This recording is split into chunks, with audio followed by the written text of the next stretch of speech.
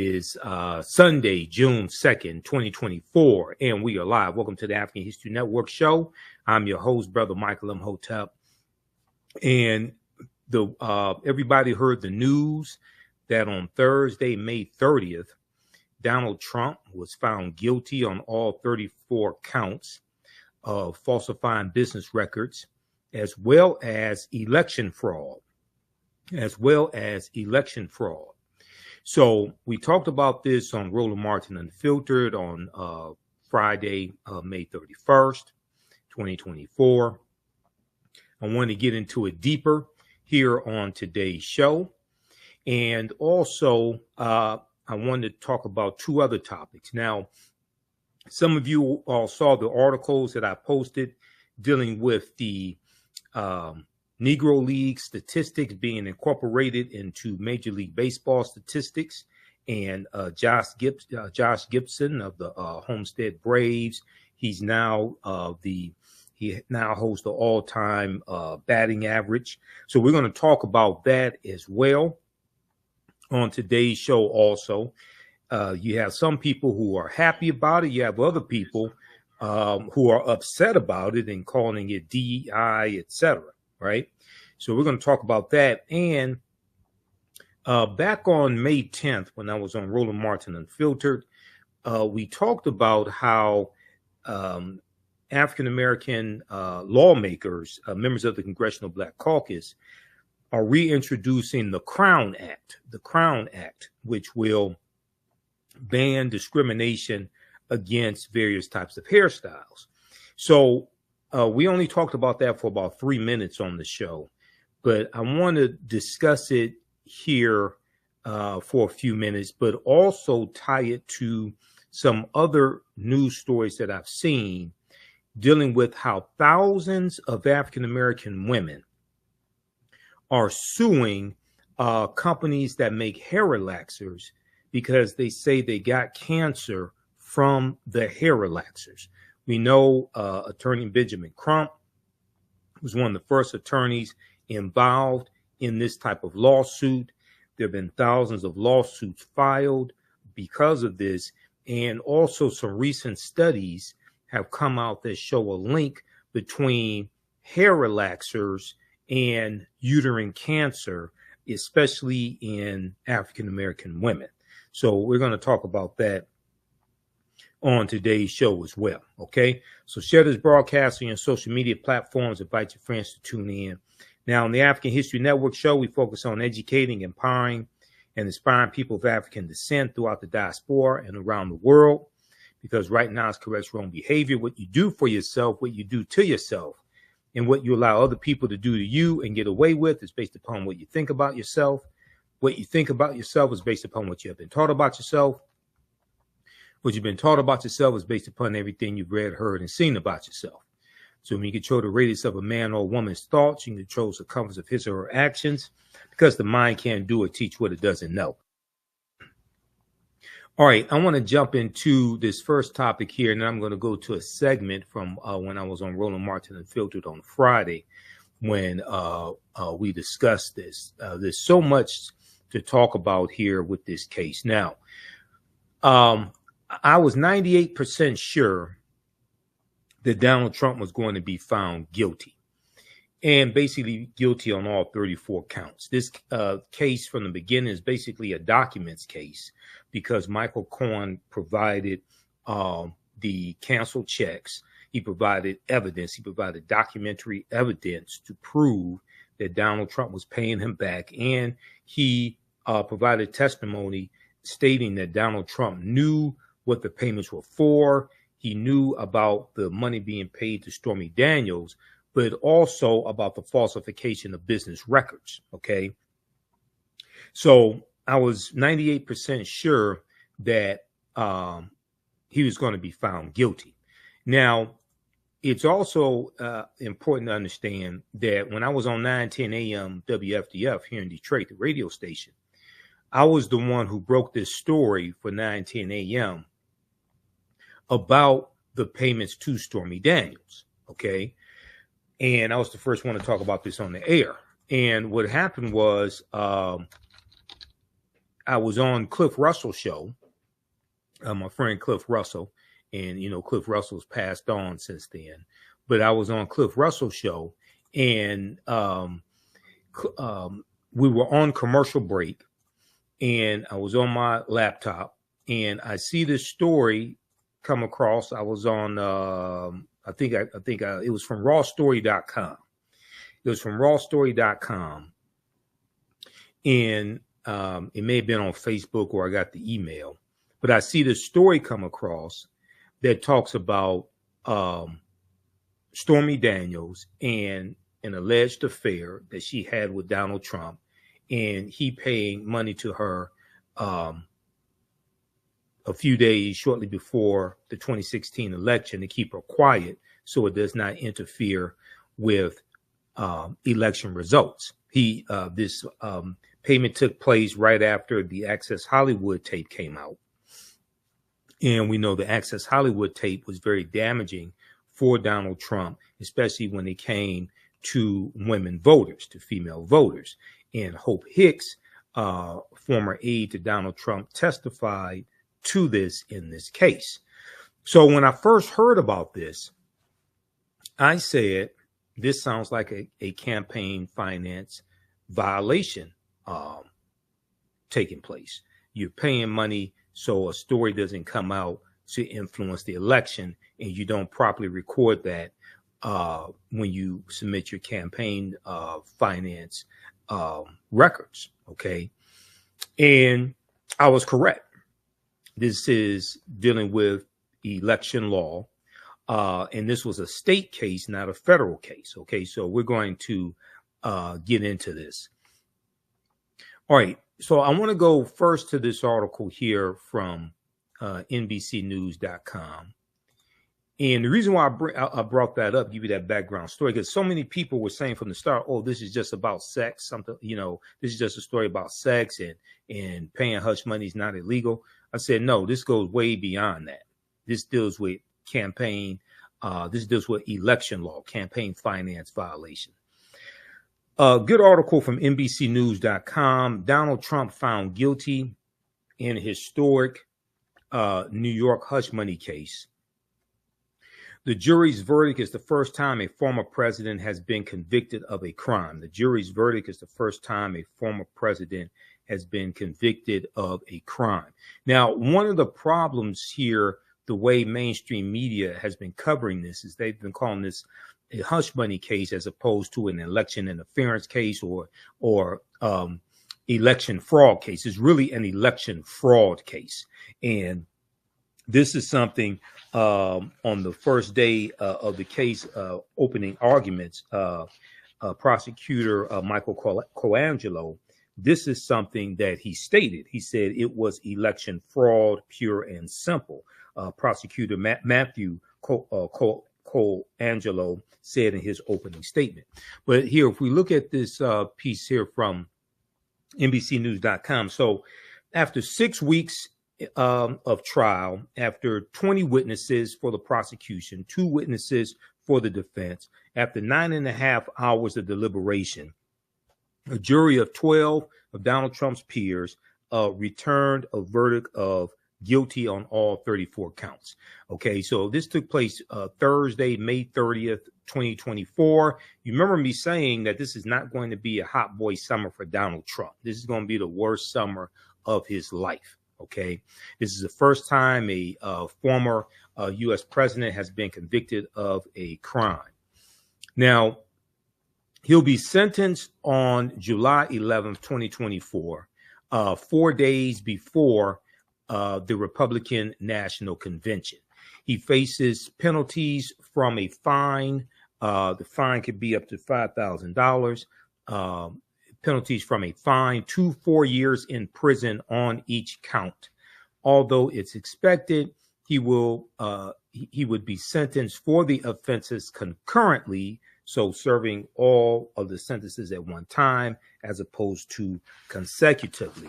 Now, it's highly unlikely, all things considered, that he serves time in prison. I think he should serve time in prison because he tried to defraud voters I think he should serve time in prison. He tried to defraud voters. He actually did defraud voters, and kept that news out of the media, okay, so he could win the election, because he knew it would hurt his chances in winning the election.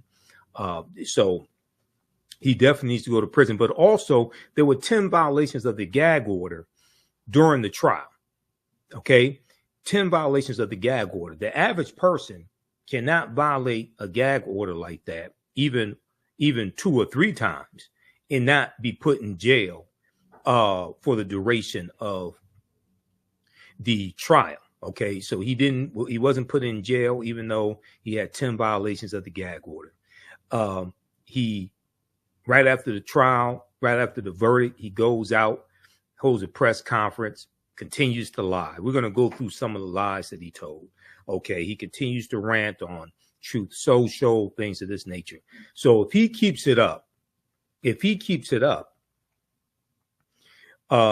Juan Merchan may have no choice but to put him in jail and put him in prison, especially if he tries to release information about the jury, about the jurors, or if he continues to issue various types of threats, incite violence, etc. So we'll see what happens with this. But I vote for him to go to prison. He belongs in prison. Okay. So the verdict was read in Manhattan, in the Manhattan courtroom, where Trump had been on trial since April 15th. He had pleaded not guilty to all 34 counts of falsifying business records related to a hush money payment his former lawyer, Michael Cohen, made to adult film star Stormy Daniels in the final weeks of the 2016 presidential election. Trump looked down with his eyes narrowed as the jury foreperson read the word guilty to each count. Now, I want to talk about here how we got to this being a felony, all right? Because these were 34 misdemeanor charges, but under New York state law, when you have misdemeanors that are done in connection with done with the intent to cover up another crime, those misdemeanors get elevated to a felony. Those misdemeanors get elevated to a felony. And this is what we saw here. So I want to go to page 4 here of this article, because this is something that is being largely skipped over in mainstream media and cable news. This should really be talked about a lot more. How you got to how this became a felony. And it's being glossed over to talk more about, you know, a porn star, former porn star, Stormy Daniels, Donald Trump cheating on his wife. I didn't mean to call him chump, but Donald Trump cheating on his wife, etc. This is dealing with fraud. Okay. Now, he was found liable in a civil lawsuit that Attorney General, New York Attorney General Letitia James brought against him for inflating the property values of various real estate that he owns. So he owes about $454 million in that civil fraud trial. That's dealing with fraud. He owes about $85 million to E. Jean Carroll in that defamation case. And then he's found guilty here of falsifying business records. That's dealing with fraud, but also election fraud. This is one of the biggest con men in history, and he is a fraud. Now, prosecutors said the disguised payment to Michael Cohen was part of a planned, coordinated, long-running conspiracy long-running conspiracy to influence the 2016 election to help Donald Trump get elected through illegal expenditures, to silence people who had something bad to say about his behavior, using doctored corporate records and bank forms to conceal those payments along the way, using doctored corporate records and bank forms to conceal those payments along the way. Quote, "It's election fraud, pure and simple," prosecutor Matthew Colangelo said in his opening statement. It's election fraud. While Donald Trump was not charged with conspiracy, prosecutors argued he caused the records to be falsified because he was trying to cover up a violation of state election law. Okay, now this part right here gets largely left out of 90% of the media coverage around this. They're not drilling down on he was defrauding voters. This was dealing with a violation of New York State election law. This is the same guy who said that the 2016 election was rigged, even though he won it, and Hillary Clinton got 2.9 million more votes than him. And he said there was something like 5 million undocumented immigrants voting. So even though he won the 2016 presidential election through the Electoral College, he lost the popular vote, right? She got 2 million more popular votes than him. He said that was fraud. He lost the 2020 election. He lost the Electoral College vote and the popular vote to Joe Biden. He said that was fraud, even though his own Attorney General, William Barr, investigated and said there was no widespread election fraud. Okay. Donald Trump kept pushing the big lie and kept saying it was fraudulent. All right. So, and then we see in 2016, he committed election fraud. Imagine that. The guy that was screaming election fraud was being committed against him is found guilty of committing election fraud. So while Trump wasn't charged with conspiracy, prosecutors argued he caused the records to be falsified because he was trying to cover up a violation of state election law and falsifying business records with the intent to cover another crime raises the offense from a misdemeanor to a felony. So that's how we got to a felony. Now, this is a low-level felony, Class E felony under New York state law, lowest level felony. But this is how you go from the felony, this is how you go from the misdemeanor of falsifying business records to these 34 counts being bumped up to felonies. Now, this is the same guy, keep in mind, Donald Trump is the same guy who said that African Americans in Detroit and Milwaukee, Wisconsin, and Philadelphia, Pennsylvania, and Atlanta, Georgia were committing election fraud and voting illegally. This is the same guy who put in jeopardy the lives of Shay Moss and Ruby Freeman, two election workers in the Atlanta, Georgia area. He's the same guy who said they were committing election fraud, and Rudy Giuliani said the same thing about them. This guy right here, this fraud, who's found guilty of election fraud, 34 counts of it. This is the chickens coming home to roost. This is karma. This is all this evil coming back on this son of a bitch right here. Okay. And we have to make sure November 5th, 2024, there's overwhelming votes to stop his ass at the voting box, at the ballot box. We have to make sure he never gets into any elected position, political position ever again. He's a threat to national security. He's a threat to democracy.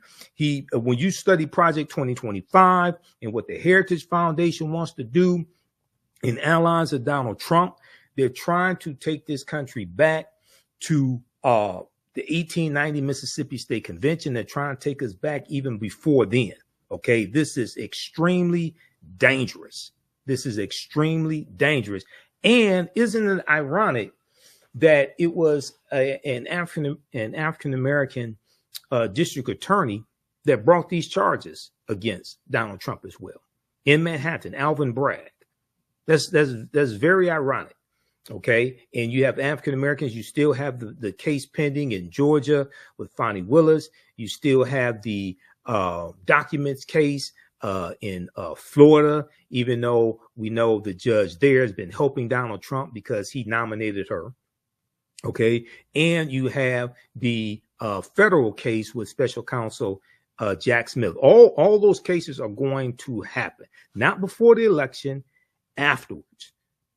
Justice is not done with Donald Trump. Okay. The worst thing that he ever did was run for president. The worst thing he ever did was run for president, because that put he and his business practices under a microscope. Okay. And then we found out about all this corruption, even though it was suspected he was inflating the property values of his various properties, even though it was suspected he wasn't a billionaire. And now he's raising money, right? So he's raised over $50 million since the verdict. Okay. Small donations have come in from his supporters, and he's sending out information asking for them to send in donations. Why does a billionaire need you to donate money for his legal fees? Why does a billionaire? Remember, this is the same guy in 2016 when he ran for president. This is the same guy who said he was very rich. He was going to self-finance his campaign. He didn't need anybody's money. This is that guy. One of the biggest frauds in history. But he's extremely dangerous as well. This is the same guy that incited the January 6, 2021 insurrection and left most of those people holding the bag because he could have given them a pardon before he left office. He left them holding the bag. They stormed the Capitol for him, right? And hundreds of them went to prison. And he's out chasing Playboy bunnies and who knows, he's cheated on all his wives. Who knows how many women he's cheated on Melania with since Stormy Daniels.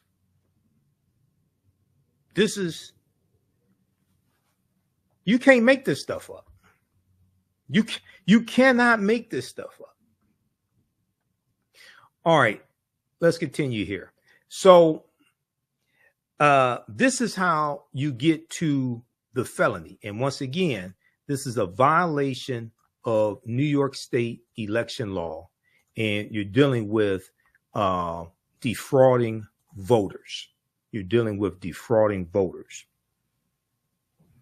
Now, Donald Trump maintained that the DA's office had no case, and there have been no crime. Let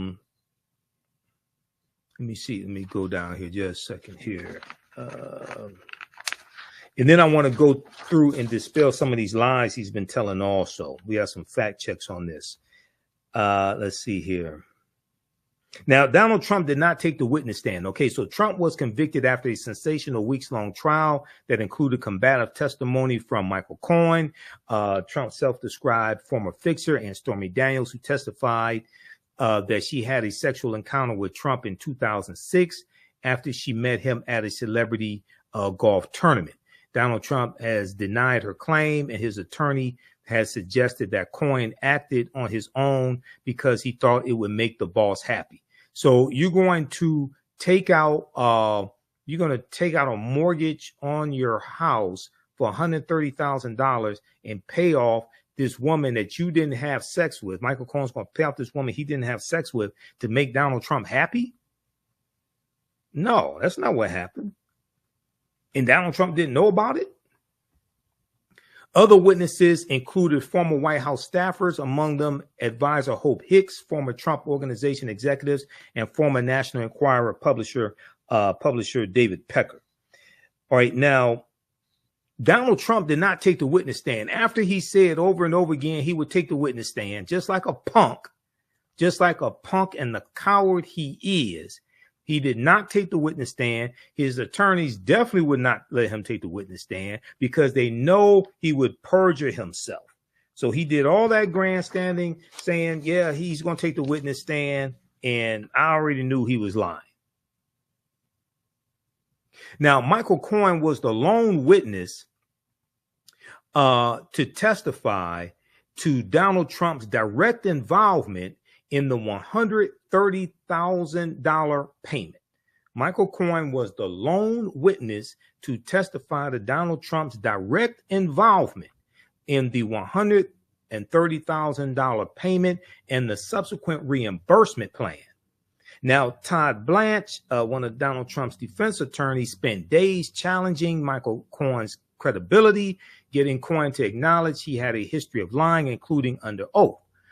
Michael Cohen said he was paid the Stormy Daniels cash in a series of payments from Donald Trump throughout 2017 that the Trump organization characterized as payments pursuant to a retainer agreement, quote, for legal services rendered. However, prosecutors said there was no such agreement, and Michael Cohen's version of events was supported by documentary evidence and witness testimony. So Michael Cohen was not the only witness here. Michael Cohen brought documentary evidence. This is why I said from the beginning, this is a documents case. Okay. And I was 98% sure that Donald Trump would be found guilty because this is a documents case. There's a paper trail on this. And sure enough, he was. Now, defense attorney Todd Blanche contended that the series of checks then President Trump paid Michael Cohen in 2017, quote, was not a payback to Michael Cohen for the money that he gave to Ms. Daniels, end quote, and that he was being paid for his legal work as Trump's personal lawyer. But what came out in the trial is that he was paid the $130,000 plus the taxes he would have to pay on the $130,000. So he was paid double. Okay. And Donald Trump never did that. That came out in the trial also. All right. Now,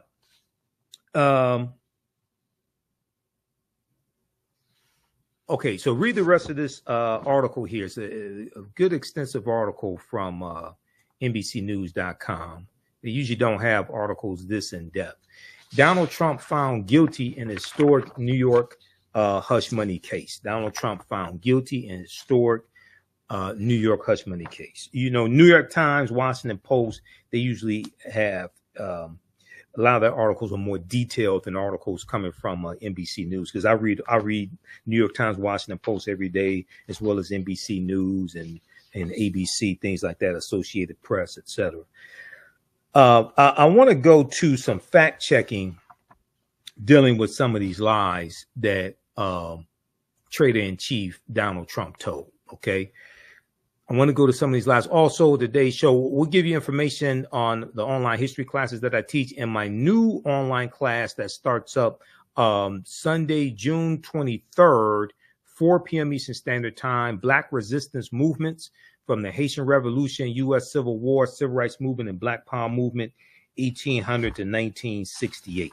It's a fantastic class. Visit our website, AfricanHistoryNetwork.com, AfricanHistoryNetwork.com.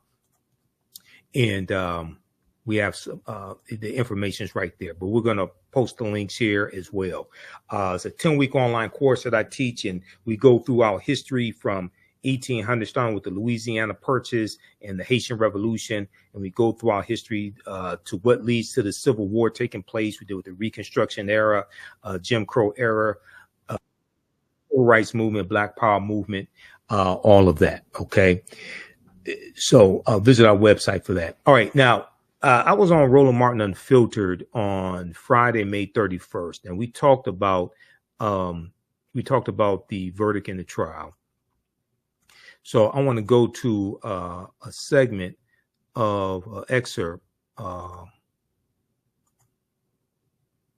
Let's see here. I want to go to an excerpt of the show here. Let's go to this here.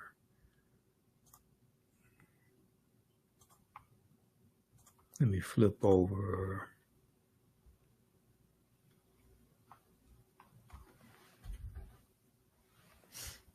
All right, here we go. And the folks at 11 Films, they were up.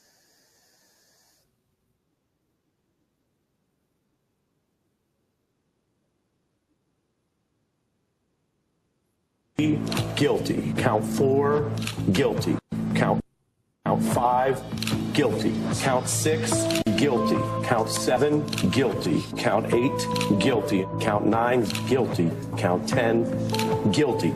Count 11, guilty. Count 12, guilty. Count 13, guilty. Count 14, guilty. Count 16, guilty. Count 17, guilty. Count 18, guilty. Count 19, guilty. Count 20, guilty. Count 21, guilty. Count 22, guilty. Count 23, guilty. Count 24, guilty. Count 25, guilty. Count 26, guilty.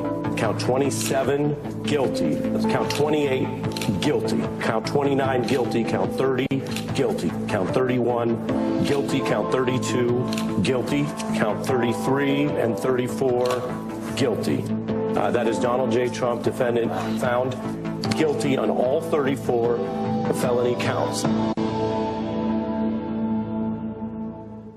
Oh, my goodness. Don't you just love it? That's why, again, I'm rocking the Earl Campbell throwback jersey from the Houston Oilers. Of course, he was number 34. And so I just love it. I love it. I love it, y'all. Look, y'all see this here? Somebody posted this pretty damn funny here. They put some prison bars over Donald Trump's star on the Walk of Fame. That's pretty cool. And then I thought this photo was absolutely great because, you know, he's talking about appealing. Here's the problem. These are the judges of the Manhattan Appeals Court. 5 black women. Good luck with that appeal, player. Dr. Niambe Carter, Associate Professor, University of Maryland School of Public Policy out of D.C. Michael Imhotep, host of the African History Network show out of Detroit. Jelana Jones, Texas State Representative and lawyer out of Houston. Glad to have 3 of y'all. Niambe, I'm cracking up laughing because MAGA has been losing their minds. I mean, the crying and the wheezing and the whining and the threatening. I mean, they have been losing it. And I'm sitting here going, I'm confused. Y'all are literally defending somebody who cheated on his wife, slept with a porn star, lasted 90 seconds, then asked his attorney to pay a hush money, hid the payment, breaking campaign finance laws, and that's y'all martyr? Well, I mean, we know this has never been about values or someone being conservative or a traditional family man. This is about white male power. And what they're really crying about is the fact that a white man like Donald Trump, who they think of as infallible and all powerful, faced any kind of repercussion or consequence. Because you know what he could have just did? Cheat on his wife. Not paid the hush money, because clearly this cult of people do not care what this man does. Instead, he committed a crime to cover up something that, quite frankly, seemed to be right in his wheelhouse. This has never been a man known to be faithful in his marriages. I mean, we've seen the transcripts from the various memoirs from Marla Maples to Ivana Trump. So I don't know what this was about, other than the fact that these people can't stand that their leader, if you will, lost, because they treat him almost like a deity. But I mean, you know, that's the route he found out. Michael, if you really want to see a video of a really just shameful and pathetic black man, is this dude right here. I can't believe the hoax, this sham, this absolute injustice justice system. D.A. Bragg and the judge should be ashamed of themselves. This isn't just ridiculous. This actually erodes the confidence that Americans have in the justice system. Unbelievable. Unfreaking believable. But good news is coming. D.A. Bragg, hear me clearly. You cannot silence the American people. You cannot stop us from voting for change. Joe Biden's injustice, Joe Biden's two-tier injustice system, weaponizing the justice system of the United States of America against a political opponent, un-American. Joe Biden, you're fired. We the people stand with Donald Trump. I can't believe the hoax, this sham, this absolute injustice. Here, how dare you? I mean, this is an abomination. This is a sham, like my engagement. I mean, what am I sitting here talking about? I mean, this is just ridiculous. I mean, Joe Biden, how dare you? No, put Tim in the box. How dare you? I can't believe y'all did this to my man. All the ass that I've been kissing. I've been sitting here backing this man. I mean, I've been sitting here. I mean, what is wrong? How dare y'all do that to my patron saint? What's wrong with y'all? This ain't right. This ain't fair. Y'all gonna keep me from becoming the vice president. I can't believe y'all did this to my man. What's wrong with y'all? This is not the United States of America. This is a banana republic, and this don't make no sense. I'm highly pissed off. This is the most bass I've had in my voice ever in my life, and this is just wrong, wrong, wrong. Damn it, I need a lollipop. Michael, go ahead. You know, this is what a certified Negro who is still under warranty looks like. Senator Tim Scott is a total disgrace. Okay. And I know he likes to talk about he went from picking cotton to Congress in one generation and things like this. But his ancestors to pick cotton in South Carolina, if they came back to see what he's doing now, they probably slapped the black off of him. OK, so this is a just ruling. Number one, it was a jury of Donald Trump's peers. He went out today rambling, and numerous news outlets have fact checks on the lies he was telling, like the Washington Post from Trump Tower lobby, a gusher of falsehoods about the trial. And then also keep in mind that during the 2016 campaign, Donald Trump was saying, Hillary Clinton's emails, but it was Donald Trump's own State Department. And I'm looking at the article from the New York Times, October 18, 2019. State Department inquiry into Clinton emails finds no deliberate mishandling of classified information. OK, so it's very interesting why he wanted to hang that over Hillary Clinton's head during the 2016 campaigns. And we found out his own State Department exonerated her. He gets busted trying to influence the 2016 campaign. OK, so this goes beyond paying just, quote unquote, hush money to an adult film star. This deals with trying to suppress information that he knew and his campaign knew would drastically influence the 2016 campaign against him. He was losing votes with women after the Access Hollywood video came out. We have to use this as a teaching opportunity, because these videos and things like this, these are good. But if his ass wins the presidency in 2024, we're all going to be crying. OK, and then lastly, I saw the picture and the meme that you posted about the 5 African-American female judges. I posted an article about this. There are 5 of 21 appellate court judges, and they're chosen. If you read the article, misleading photos suggest Trump would face an all-black, all-female panel of judges on appeal. It's from the Dispatch. These are 5 appellate court judges, but it's a total of 21 appellate court judges. And it's usually a panel.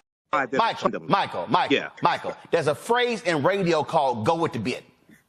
You go with that comes from the Time during the morning. No. I work for 2 radio stations. Go with the bit. Right, Michael? You're fucking up the bit. Okay, we don't need you explaining. You can go with the bit,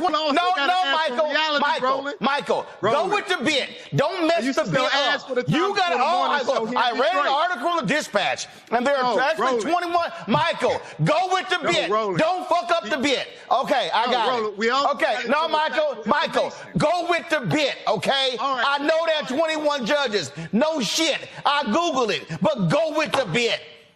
I'm providing evidence. Damn, you Sigmas, yo, fuck shit up. Go with the bit. No, we don't. Yes, you do. No, all right. Go with the bit. Anyway. All right. Now, if y'all want to see somebody totally out of control, is crazy deranged Megyn Kelly. This is her last night on News Nation. And talk about just trying her best to kiss Trump's ass. Organization wrote down legal expenses from the drop-down Adobe menu, and that made as much sense as anything else because hush money wasn't an option. He was paying his lawyer who had made the payment to Stormy Daniels, and he was, I believe, reimbursing her, though he denied that, reimbursing him, though he denied that on the stand. I don't think there's anything wrong with doing that. I think you pay your lawyer money because he outlaid money for you. You could easily classify that as a legal expense. No matter what it's for, right? Even if it's illegal conduct, you can just put it's an legal expense, right? This wasn't illegal. There's nothing illegal about paying hush money for an NDA. It's done There's not. all the time. But when you're doing it to protect your campaign, it is. That's the difference. No. What law are you citing, Dan? Campaign finance laws. You're not allowed to give the... You don't know what you're talking about. You're wrong. Explain to me. Tell me what I'm getting wrong. Tell me what I'm getting wrong. When you're spending $130,000... I'll explain. Go ahead. I get it, because you're saying that there are limits to the campaign contribution somebody could make, and this has exceeded them, and then they hit it. I understand. That's his theory. However, this has been wrong from the start. Yeah.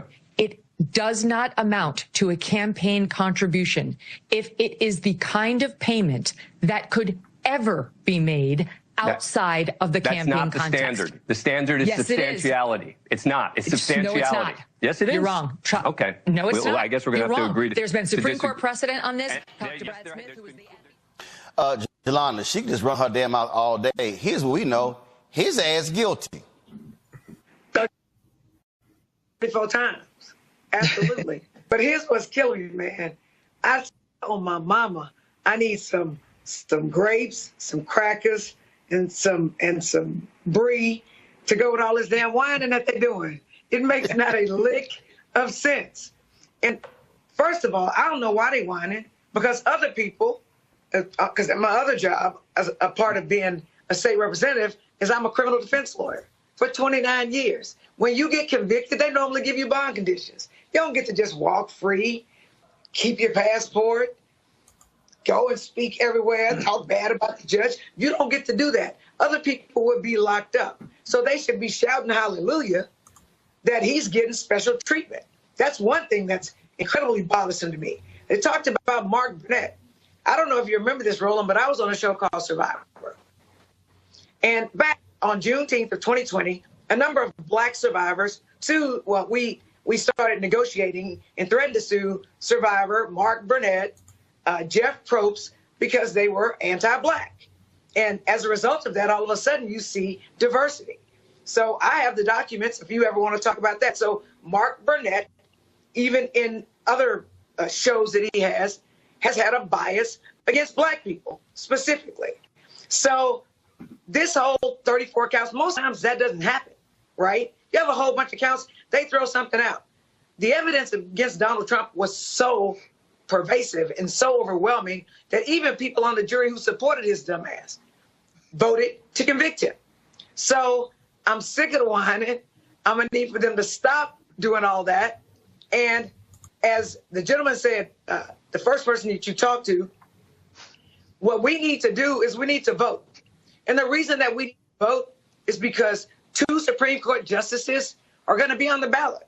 They just are. Alito and Thomas, And if Donald Trump wins, he's going to put some young-ass people on the Supreme Court, and they're going to be there past the lifetimes probably of our children. And if you think that we can't go back to how it was pre-Jim Crow, where they're lynching, then we need to worry, because the people that are going to get the most stepped on are us. It's always black people. When he was talking last night, he was talking about letting people come in from Africa.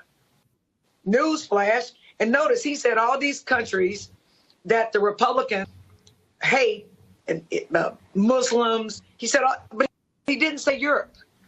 So it's fine for us to let people come in from Europe. I wonder why that is. Because maybe, but you don't want Hispanics, you don't want black people, you don't want Muslim people. He is going to exact revenge on us. So we know what happens when we stay home. It happened in 2016. Yep. And things got really bad. So we came out and we voted in 2020. Thank God. We better vote in 2024 because our children's lives and our grandchildren's lives are going to depend on it. And that's a fact. Now, when you talk about the whining, this to me was absolutely wonderful yesterday. Listen to this. I want to get John in for one final comment. If there is a conviction, what happens to markets tomorrow? Very simple. I think markets crash tomorrow if there's a conviction, but I think they will bounce back because, look, even if they put Donald Trump in jail, I think the American people will vote him into president. We will vote him into the White House right out of the New York City jail. It's an outrageous trial, and people can see. But if there's a conviction, you think there'll be a crash? I think the markets will do very badly. What are you talking about, 1,000-point loss? I think we'll see at least a 2% drop. Okay. John Carney, I want to thank you. That was y'all John Carney. John Carney said the markets are going to crash. They're going to tank. They're going to be down 2%.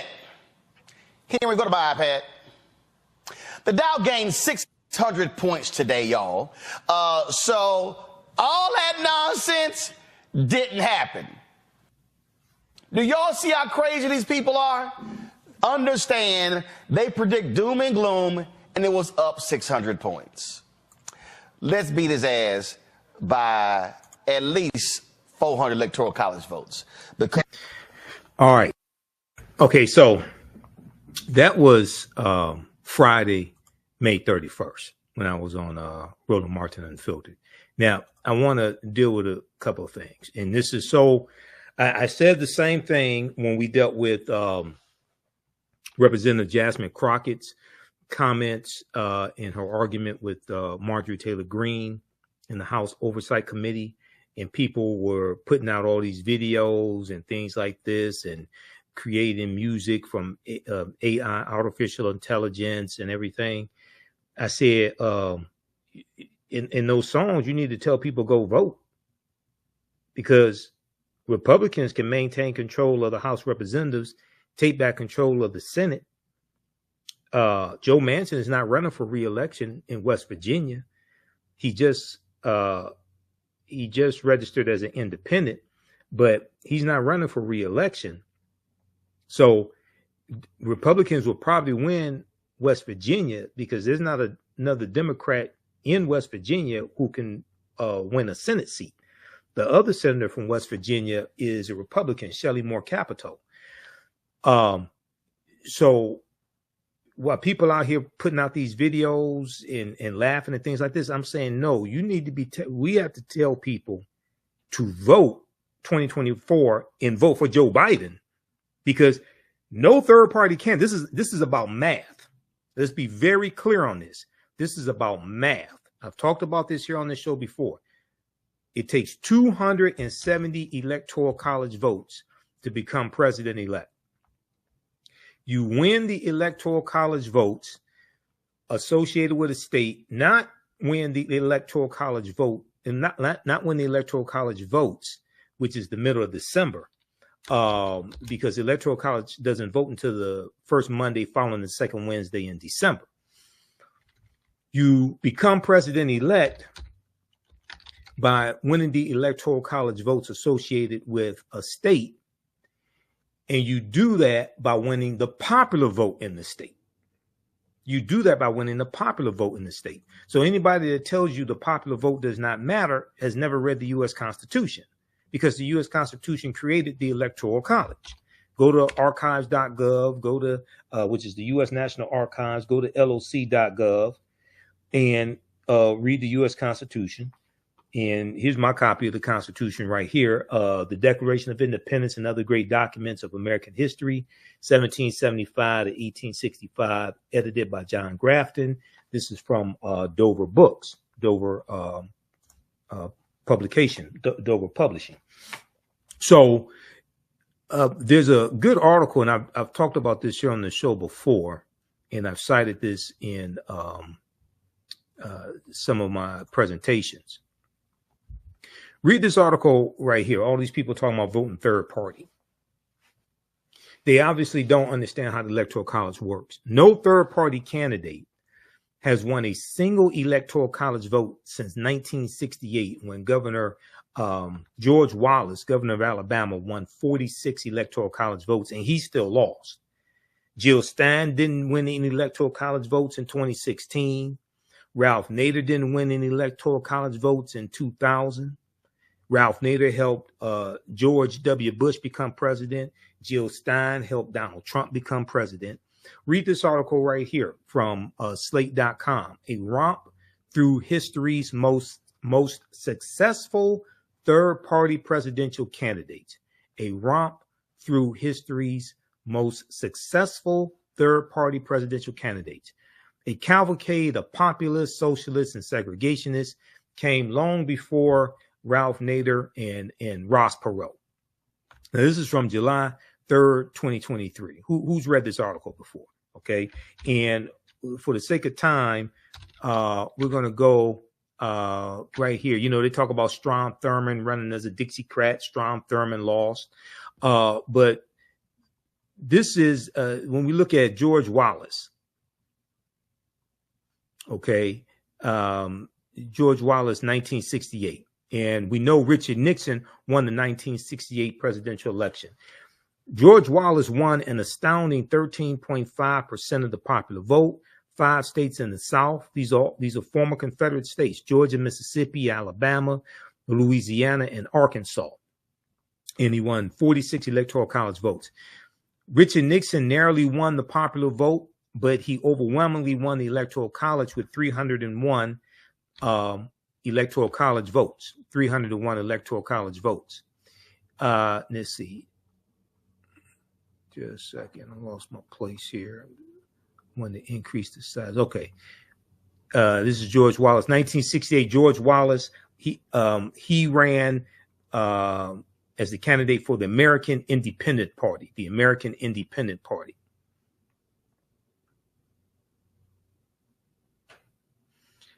Let's see here. Okay, so Hubert Humphrey, who was the Democratic candidate, got 191 Electoral College votes.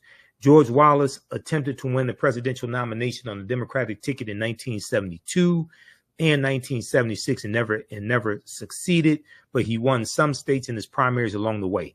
After the 1968 race, he served two more terms as Alabama's governor and continued his states' rights tirades, failing to significantly deliver on improved conditions for even the small subset of white working people he claimed to support. All right. So these segregationists screw over white people also. They just need their votes to get into power. They screw over white people as well. And we know George Wallace, you know, he says segregation today, segregation tomorrow, segregation for. Okay. But go through and read this. So all these people out here talking about third party voting, that could very well help Donald Trump become president again, just like Jill Stein helped Donald Trump in 2016. And Jill and Donald Trump's margin of victory in Michigan, Wisconsin, and Pennsylvania, Jill Stein got more votes than Donald Trump's margin of victory in those 3 battleground states. Jill Stein got 50,000 votes out of Michigan. Donald Trump won Michigan by 10,704 votes. There was also 50,000 people in Michigan who voted for everything else on the ticket and left president vacant, which is stupid. You know, that's something that dumbass Dr. Eddie Glaude said, who's on MSNBC, you know, from Princeton University, Dr. Eddie Glaude, the pseudo-intellectual. He, in 2016, he was on MSNBC. And this is one of these pseudo-intellectual progressives like Cornel West. He told people, he was on MSNBC. He told people vote for everything except president because he didn't like Hillary Clinton. He said, vote for everything except president. You don't have to like these people. You're not going to the prom with them. You're not trying to marry them. We have to understand how to use politicians and how to use politics as a tool to get policies in place that we want and protect policies that are already in place that are benefiting us. We have to. This is why I say stop telling African Americans to exercise their right to vote. You don't vote for exercise. If you want to exercise, you go to the gym and work out. You vote for power. You vote for power, and you vote for policies that are beneficial to you, to your family, to your community, etc., and policies that are good for African Americans are good for America in general. We have to understand political self-defense, and we also have to understand it's not only about what a politician can do for you, it's also about understanding how to block and stop what people are trying to do to you. And too many times we only look at the Democratic candidate, but we don't look at the threat coming from other people, the threat coming from the Republican candidate. I'm neither Republican nor Democrat, but I sure as hell ain't stupid. I can see who overwhelmingly keeps voting against our own interests. And if you go to congress.gov and you can look up these bills and you can see how you're a member of the House of Representatives and you're a member, your two U.S. senators vote on these bills, okay, I can see who overwhelmingly votes against our own interests, and I can see who overwhelmingly votes for bills that are beneficial to us as well. Okay, so we have to be smarter. We have to this is not about emotions. This is not about feelings.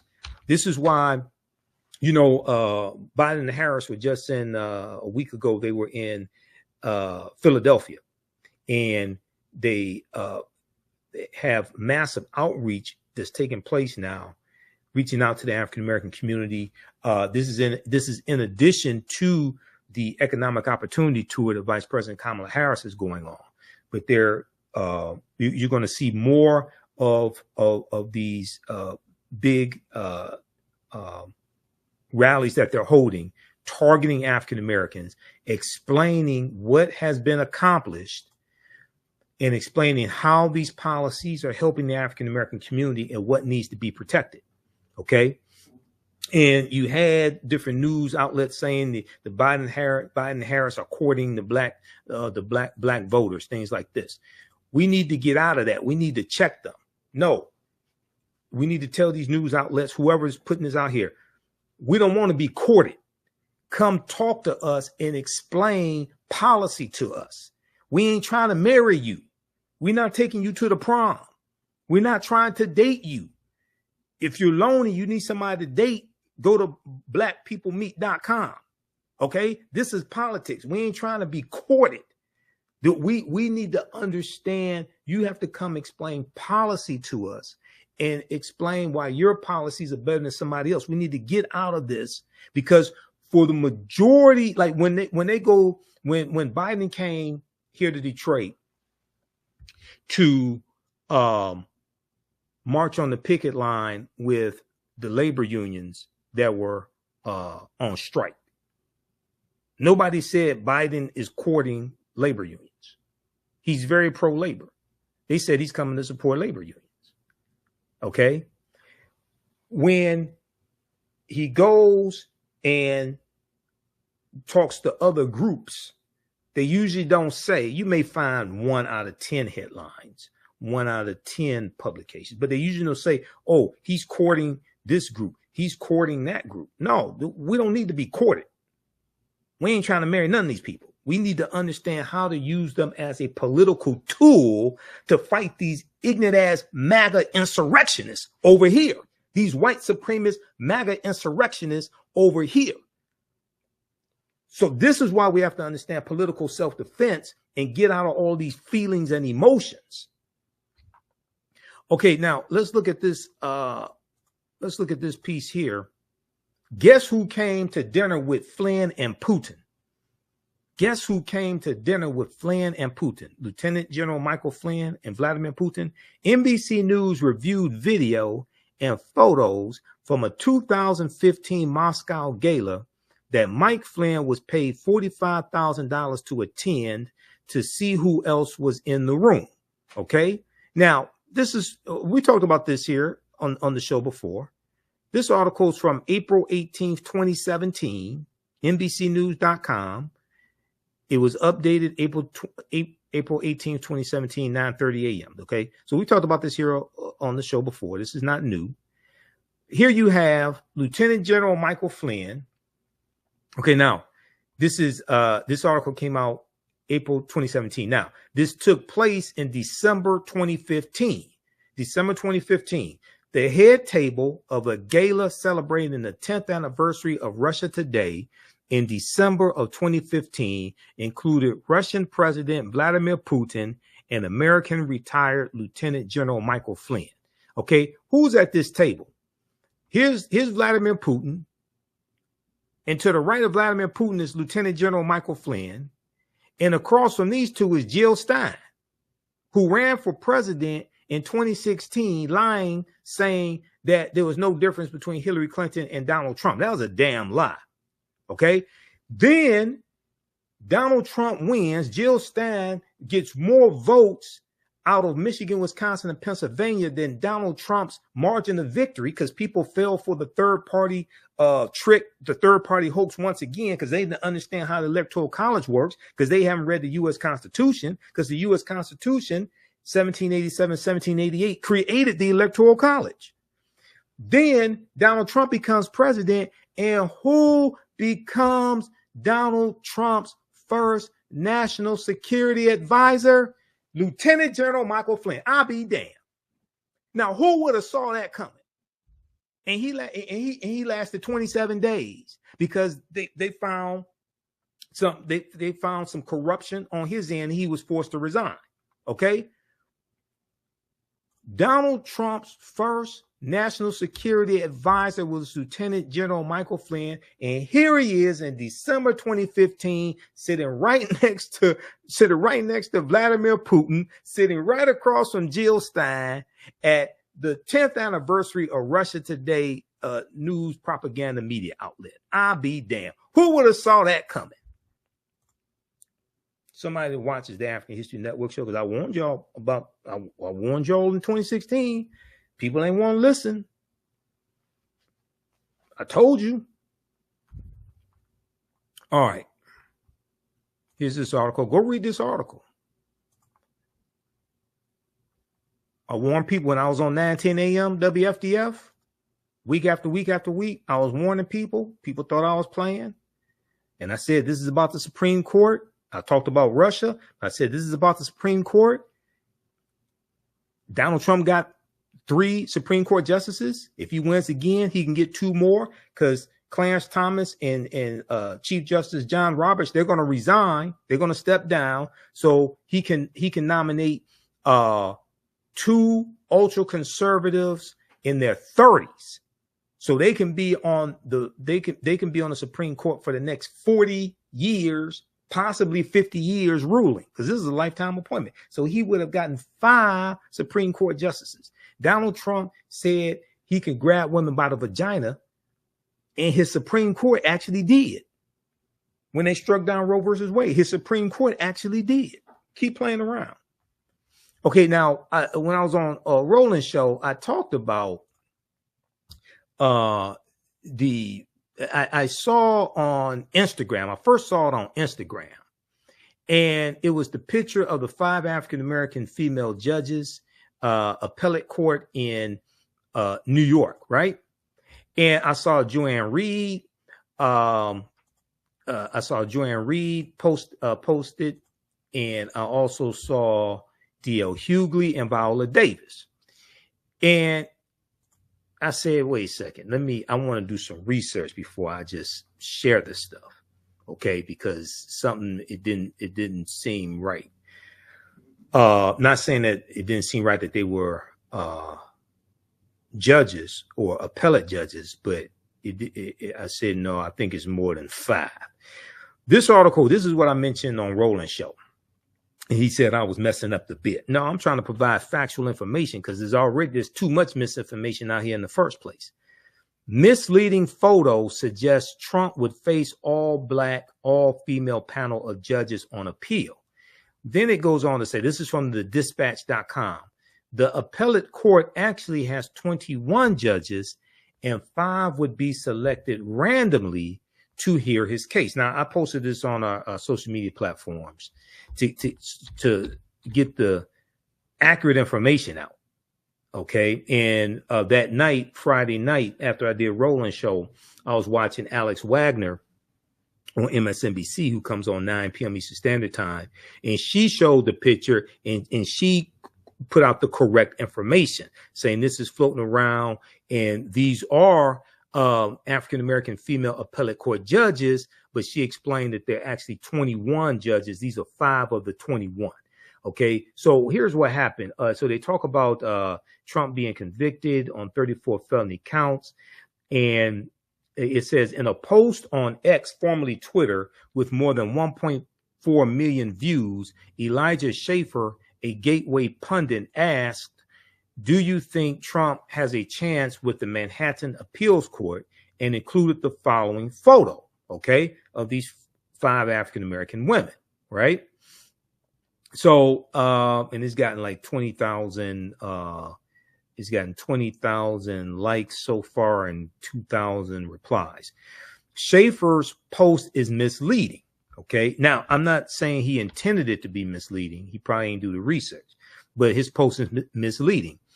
While the women pictured are all members of the court that could hear an appeal to Trump's case, they are only 5 of the 21 justices who could be selected to sit for the case.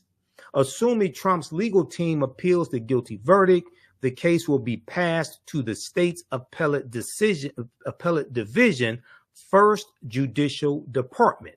The state of New York's appellate division, First Judicial Department, which is a branch of the New York Supreme Court. The First Department Appellate Division is made up of 21 justices, each of whom is appointed by the governor to 5-year terms. Now, this is one of the reasons why governors are so important, because in a lot of states, governors appoint judges to they appoint judges to the appellate court. And this is a 5-year term. This is one of the reasons why judges are so important. Also, in a lot of states, judges give pardons. Judges give stays of execution. Now, a minimum of 4 and a maximum of 5 justices are randomly selected to sit in any given case, with the concurrence of 3 being necessary for a decision. With the concurrence, so 3 judges is at least 3 have to decide a case. Okay, the 5 justices pictured in the post: Justice Bahati Pitt Burke, Justice Troy K. Weber, President Justice Diane T. Renwick, Justice Tanya R. Kennedy, and Justice Marsha D. Michael are all members of the 21-person First Department Appellate Division. Now, that photo that has gone viral, okay, that photo was taken on February 24th, 2024, after the 5 judges had been selected to hear arguments together in several civil cases. The first time, this was the first time an all-black bench had ever sat in the history of the First Department. Okay, so through the luck of the draw and Trump being unlucky, there's a possibility he can end up with all 5 of these judges, but the probability is not likely. All right. So read this piece here from the Dispatch. Misleading photo suggests Trump would face an all-black, all-female panel of judges on appeal. And that's from the Dispatch This is why we have to do research before we just share social media posts. Even coming from somebody like Joanne Reed of MSNBC, she said that she was one of the first people I saw it. And I said, I need to go research this before I just share this type of information. All right. Now, if you like this type of information, you can support the African History Network, because we definitely need your support. I don't have billionaire donors behind me. I don't work for the big networks, anything like that. I don't get paid to be on Roland. None of us get paid to be on Roland Show either, just so people understand. Visit our website, AfricanHistoryNetwork.com, AfricanHistoryNetwork.com. You can register for the online history classes that I teach on Saturdays. And then, so our current class, Ancient Kemet, the Moors, and the Ma'afa, Understanding the Transatlantic Slave Trade, what they didn't teach you in school. We had an excellent class on Saturday, June 1st. And this class is June 8th and June 22nd, 4 p.m. Eastern Standard Time. We deal with thousands of years of history and what leads up to the transatlantic slave trade taking place. Click right here to register for the class. It's on sale $60. Its class is a little more than half off. We have the lesson plan here also for all the classes, all the class sessions, my lesson plan. So you can download the lesson plan right here. You can see the content, the extensive content that we cover in this class. There's over 200 slides that we look at. I put together this class. I'm the one who created it. I put together all the slides. There's 200 slides, 80 to 100 articles that we look at, 15 books that we reference. You don't have to purchase any of the books to follow along in class. I'll show you excerpts of the books on the screen. Also, the video clips of interviews I've done with some of our scholars, like Professor James Small and Professor Kabahai Watakamene, Anthony Browder, Runoko Rashidi. We do the sessions live. All the sessions are archived and recorded. You can go back and watch it anytime. Now, the new class that I have starting up Sunday, June 23rd, class number 1, Black Resistance Movements. Black Resistance Movements from the Haitian Revolution, U.S. Civil War, Civil Rights Movement, and Black Power Movement, 1800 to 1968.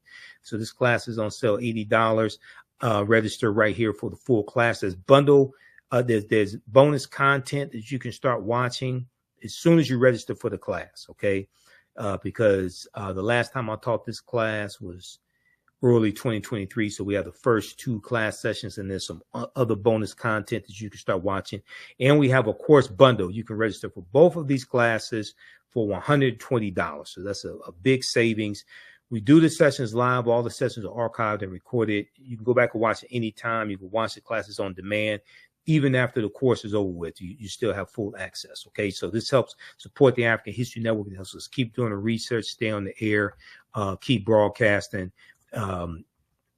So if you like this type of information, these classes will totally blow you away. The content is PG-13, so you can use this with your children. It's not overly graphic or anything like that. I don't do a lot of cursing, anything like that in the class. It's very visual also, so it's very engaging.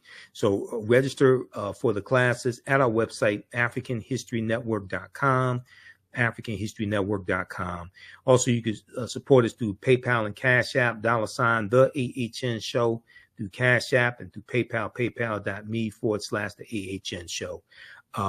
This is our official Cash App tag, $ TheAHNShow. These are some fake African History Network Cash App accounts out here that have been stealing money from us. Click right there on the link. It takes you to our QR code for Cash App. And then also you can click on the link here for PayPal, paypal.me/TheAHNShow, paypal.me/TheAHNShow. Okay, and then let's see. Sherry Jackson said, "Thank you, Mr. Imhotep, for all this great information." All right, thanks, that's Sherry. Okay, thanks, Sherry. We appreciate it. Hopefully you all learn a lot. And we definitely need you all's support as well, because this helps us keep doing the research, pay the bills, stay on the air, pay for these services that I use, because this research is not free, and even teaching the class is not free. There's 2 digital platforms that I teach the class on, so that costs money as well. I have to pay them each month whether I teach a class or not. All right. Let's continue. Give us a thumbs up, give us a heart, give us a like on the broadcast here. And let's continue. Okay. And I'm going to post the information here for the class. Also, we had a great class on Saturday. So as soon as you register, you can watch that class session and the previous ones and join us for the new class. Juneteenth is coming up. I will be speaking in Detroit at there's a big Juneteenth celebration taking place. I have to get it up on our website. There's a 3-day Juneteenth celebration. And one of the days is the 14th, 15th, and 16th. One of the days is taking place at the Joseph Walker Williams Center,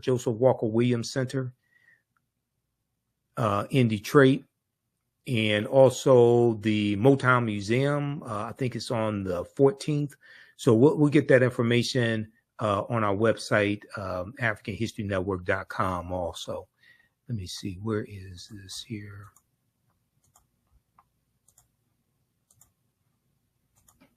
I have this on our Facebook fan page. Juneteenth Jubilee Detroit Freedom Weekend. It's actually 3 days. Saturday, June 15, 12 noon to 6 p.m. Now, I'll be on a panel discussion taking place at the Joseph Walker Williams Community Center, 8431 Rosa Parks Boulevard. The panel discussion that I'm on is at 3 p.m. Okay, so you don't want to miss that.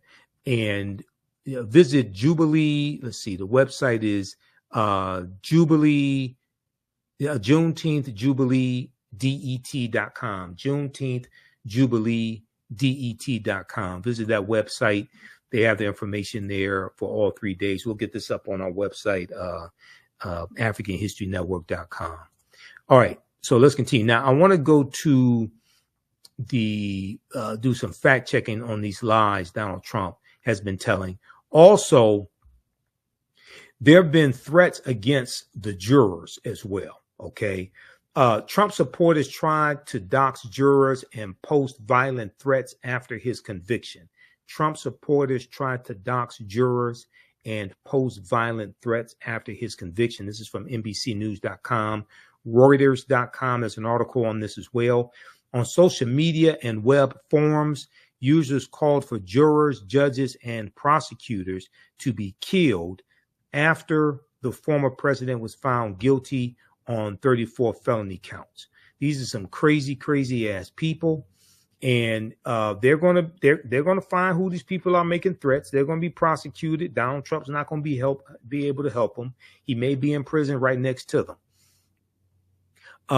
Advanced Democracy, a nonprofit that conducts public interest research, said there has been a high volume of social media posts containing violent rhetoric targeting New York Judge Juan Merchan and Manhattan District Attorney Alvin Bragg. And Alvin Bragg is African American, for those that don't know it, including posts with Bragg's purported home address.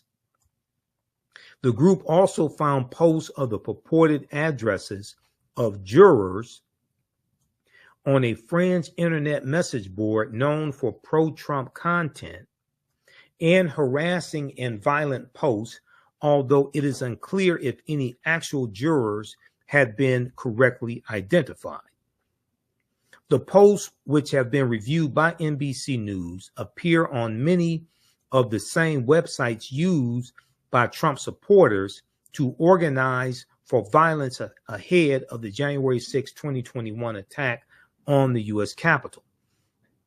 These forums were hotbeds of threats inspired by Trump's lies about the 2020 election, which he lost, and that the voting system was rigged against him. This is the same thing he's saying about the trial. The trial was rigged against him. No, you're just guilty, and you are a fraud. You are a criminal and a fraud and a convicted felon. They now feature new threats echoing Trump's rhetoric and false claims about the hush money trial, including that the judicial system is now rigged against him. Dox the jurors, dox them now, one user wrote after Trump's conviction on a website formerly known as The Donald, which was popular among participants in the U.S. Capitol attack. That post appears to have been quickly removed by moderators. Okay, so read the rest of this here. So these crazy MAGA nuts are making threats against Judge Juan Merchan, against Alvin Bragg, against the jurors, etc. This is what these cowards do. And there was also one from Reuters. Let's look at this one here also. Trump supporters call for riots and violent retribution after verdict. Now, this is from May 31st, 2021, from Reuters.com.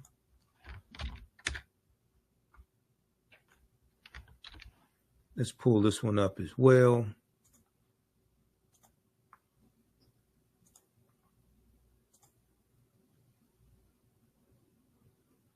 Okay, this is by Joseph Tanfani, Ned Parker, and Pete Eisler. Trump supporters call for riots and violent retribution after verdict, May 31st, 2024. This article is from. Let's see here. Some called for attack on jurors, the execution of the judge, Justice Juan Merchan, or outright civil war,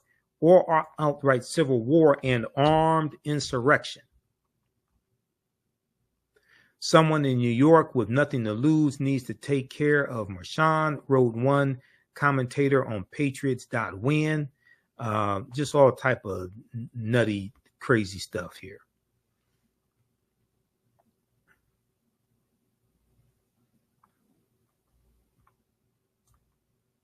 Okay, so you can read that one as well.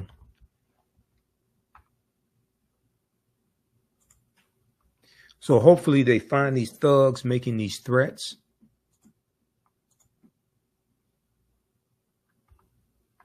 And bring them to justice and convict them like Donald Trump was convicted. Now, Donald Trump went out after the verdict, told a bunch of lies then and subsequent days. Washington Post has a good fact check on a lot of these lies he was telling. New York Times has one also. I was looking at the one from the New York Times as well. One from the New York Times is, and he was telling so many lies that news organizations cut away from Trump's misleading speech. This is a piece from the New York Times. This is from Friday, May 31st, 2024.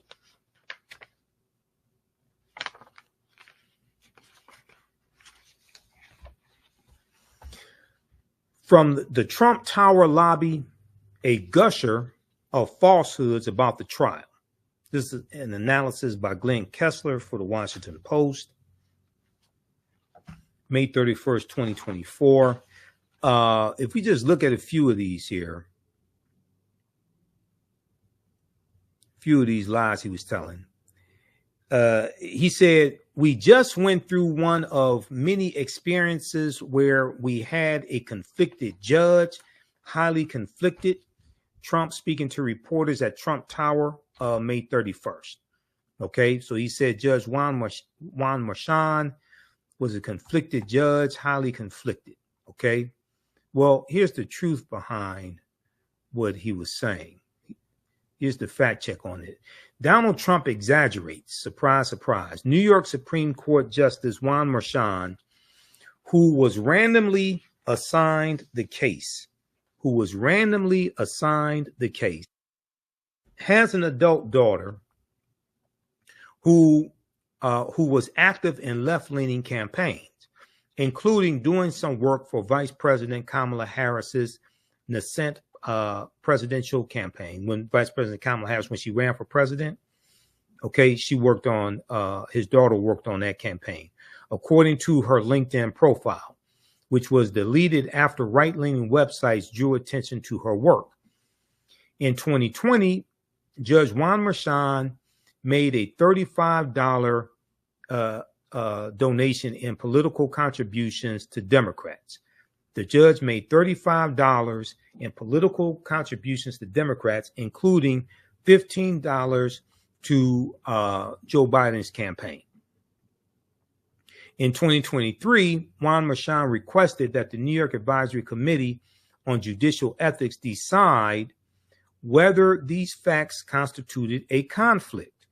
Quote, a judge's impartiality cannot reasonably be questioned based on de minimis political contributions made more than 2 years ago, or the business and or political activities of the judge's first degree relative, where the relative has no direct or indirect involvement in the proceeding and no interest that could be substantially affected by the proceeding, end quote, the committee said.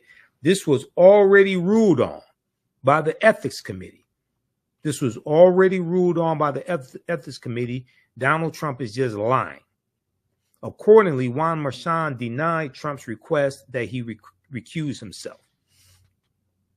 Okay, so read the rest of that. And then we have Donald Trump said, I'm under a gag order which nobody's ever been under. I'm under a gag order which nobody's ever been under. Well, now, no former president has ever been as crooked as Donald Trump has been, just so people understand. Trump, like anyone in the United States, has strong constitutional free speech rights, but unlike many defendants, he has repeatedly tested the limits with broad attacks on the judge, the judicial system, and witnesses in the case against him, in the cases against him, cases plural.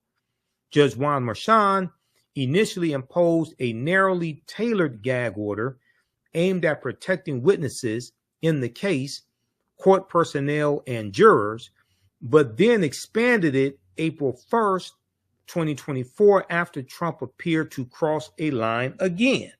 After Trump appeared to cross a line again. Donald Trump is going to talk his way into a prison cell.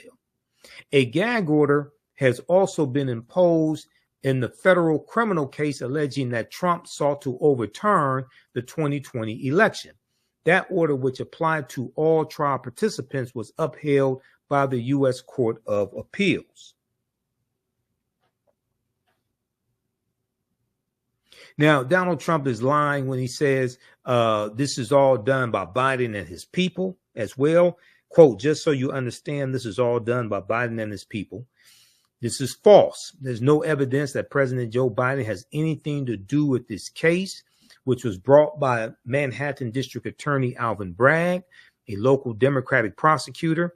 Alvin Bragg inherited the file from a previous prosecutor, Cyrus R. Vance Jr. The tenuous connection cited by Donald Trump supporters is that Matthew Colangelo, one of the prosecutors working for Alvin Bragg, served as acting associate attorney general, the third ranking position at the Justice Department, before joining Alvin Bragg's office in late 2022. But prosecutors change offices. There's nothing unusual. And Alvin Bragg is the district attorney. He's the one that calls the shots. But prosecutors change jobs all the time. All right, now, Donald Trump lied and said we weren't allowed to use our election expert under any circumstances. That's a lie. This is misleading, to say the least. Judge Juan Merchan did not bar the expert, former Federal Election Commission Chair Bradley A. Smith, from testifying, but he limited what Bradley A. Smith could say about federal campaign finance laws. He said that if he allowed Bradley A. Smith to speak expansively in the realm of legal opinion, then the prosecutor would be permitted to bring in its own expert. Quote, there is no question this would result in a battle of the experts, which will only serve to confuse and not assist the jury, end quote, Judge Juan Merchan said. So Trump is lying once again. Now, after the ruling, after Juan Merchan's ruling, Trump's defense team chose not to call Mr. Smith, okay, Bradley Smith. Later in his rambling remarks on Friday, May 31st, Donald Trump seemed to acknowledge this tactical decision, saying, quote, he actually said, you can't testify for anything having to do with the trial. You can say what the federal election is. Well, that doesn't help, end quote. This is what Donald Trump is telling on himself. He's admitting he's lying. And he's admitting he knows the truth. Then Donald Trump always likes to talk about crime. Crime is running rampant, things like this. Now, crime has fallen each year of the Biden-Harris administration. But the reason why Donald Trump thinks that crime is increasing and crime is running rampant, right? The reason why is because when you're hit with 88 felony counts and 4 indictments and people around you are being charged with felony counts, you think that everybody's committing crimes because you've committed so many and all your friends are being charged and indicted. So you think everybody's committing crimes.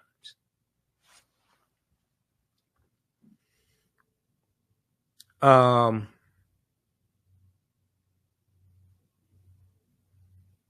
right, let's continue here.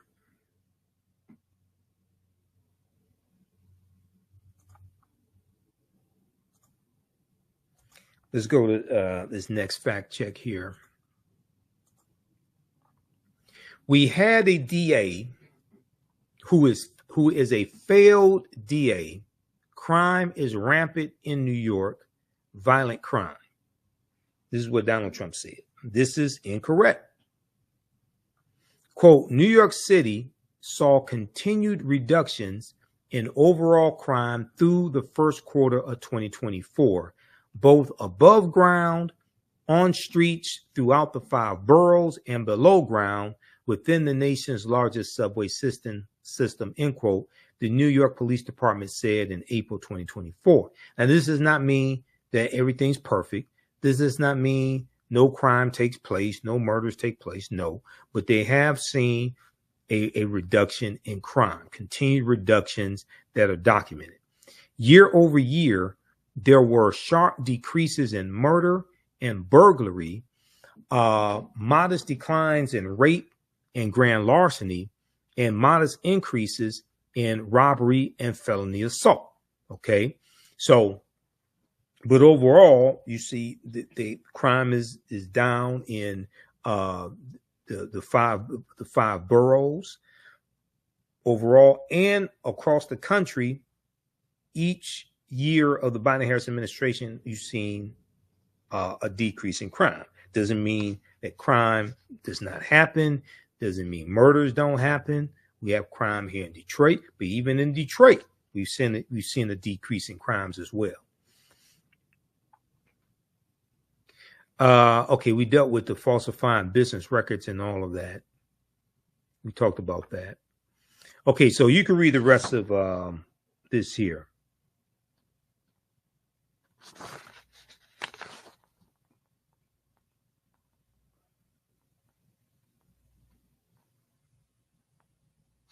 Okay, you can read the other fact checks, but I don't have time to go through all this. You can read the rest of this. From the Trump Tower lobby, a gusher of falsehoods about the trial. And a lot of news outlets have the fact checks on this, providing the evidence, breaking this down, showing how Donald Trump is just flat out lying, just flat out lying. But he appeals to a lot of ignorant people that don't read. Okay, now let's see. We did that. Let me see. All right, I think I got through all the articles. I have other articles, but that's enough. I think I got through most of what I wanted to get through dealing with that. But this is why elections have consequences. This is why this is so important.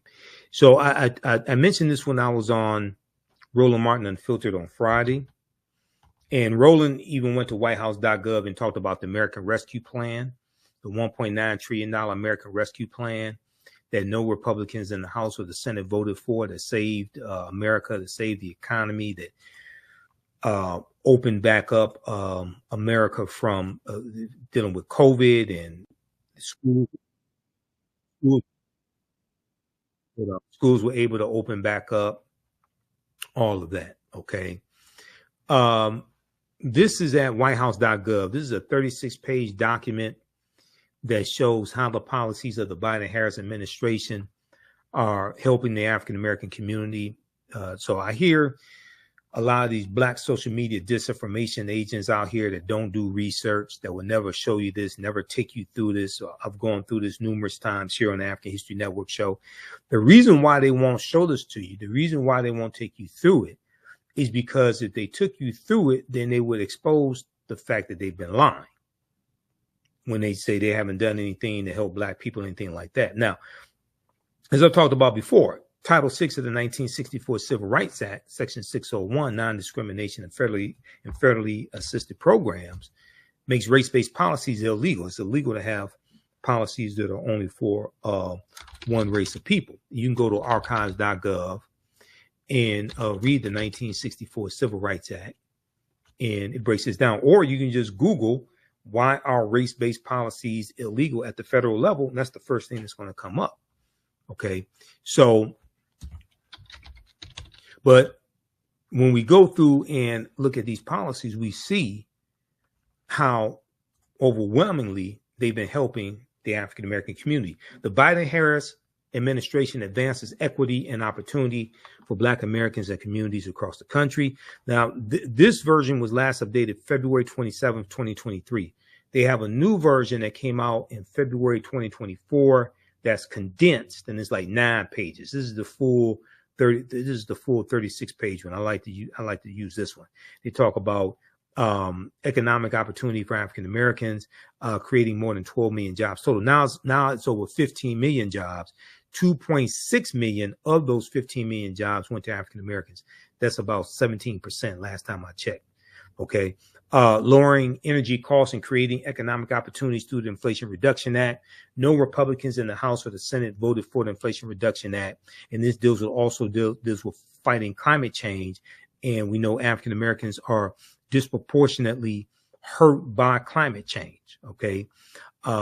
Including African Americans who have been at the front line of climate change by lowering costs, advancing environmental justice while building a cleaner future.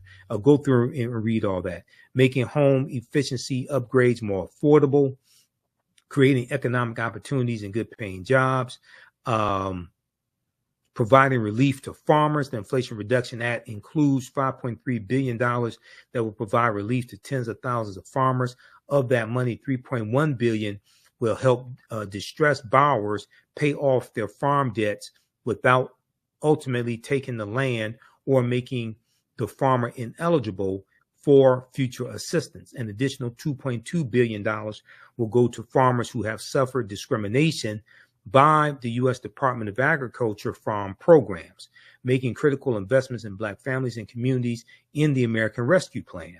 Historic expansion of the child tax credit, cutting child poverty to record lows for Black children. The child tax credit that was part of the $1.9 trillion American Rescue Plan, and no Republicans in the House or the Senate voted for this bill out of 260 Republicans in both the House and the Senate. It lifted 1 million African-American children out of poverty. Okay. Now it did expire, but you can get this back. You get 55 Democrats in the Senate. You can do a carve out to the filibuster. You can get that passed again. Okay. You can get that put in place again. Supporting child care providers and reducing child care costs for Black families. The American Rescue Plan provided a $39 billion lifeline to help child care providers stay open and compensate early childhood educators as they provide safety and healthy environments for children and help parents work. Okay, so you have Republicans saying open the child care centers, open the child care centers, open the schools back up, right, during COVID. But when it came time to fund opening the child care centers back up, when it came time to fund opening the schools back up, because you needed smaller classrooms, you had to pay for personal protection equipment, you needed to pay for new ventilation systems as well, right? Only Democrats voted for this bill. It was Democrats that wrote it, Democrats that wrote the bill. How you vote shows me what you value. Now, I'm neither Democrat nor Republican, but sure as hell ain't stupid. I can see who keeps voting against bills that are beneficial for us. States have already delivered American Rescue Plan stabilization grants to more than 200,000 child care providers, 1 in 5 of whom are African American, serving as many as 9.5 million children and their families. Read the rest of this here. It takes you through category by category. The American Rescue Plan tripled the earned income tax credit for 17 million workers without dependent children. It helped Black Americans stay in their homes. President Biden's American Rescue Plan has helped Americans, including Black Americans, stay in their homes by providing emergency rental assistance. There was $46 billion in rental assistance for renters as well as landlords also. As of June 2022, African Americans were the largest group that received this help, representing more than 41% of the aid recipients. Now, these Black social media disinformation agents out here that are telling you don't vote and Biden Harris haven't done anything to help Black people, are they explaining this to you? Have they shown you this? Have they taken you through this document? Now, I've taken my viewers through this a number of times. This document first came out October 2021 and has been updated every 6 to 9 months or so. So we can go back to late 2021 when we first went over this document. Who's explaining this to you? And I mentioned this on Roland Martin Unfiltered. I want Roland to pull this up have his control room pull it up, or have him pull up on his iPad. He did show they have one at whitehouse.gov that specifically deals with the American Rescue Plan. He did show that, but I wanted him to show this one right here. This is for all these people out here putting this bullshit out here, lying to African Americans, all these disinformation agents, lying to African Americans. They will never take you through this because you'll realize they're lying and people will stop watching them. Extending a lifeline to struggling small businesses and expanding access to capital.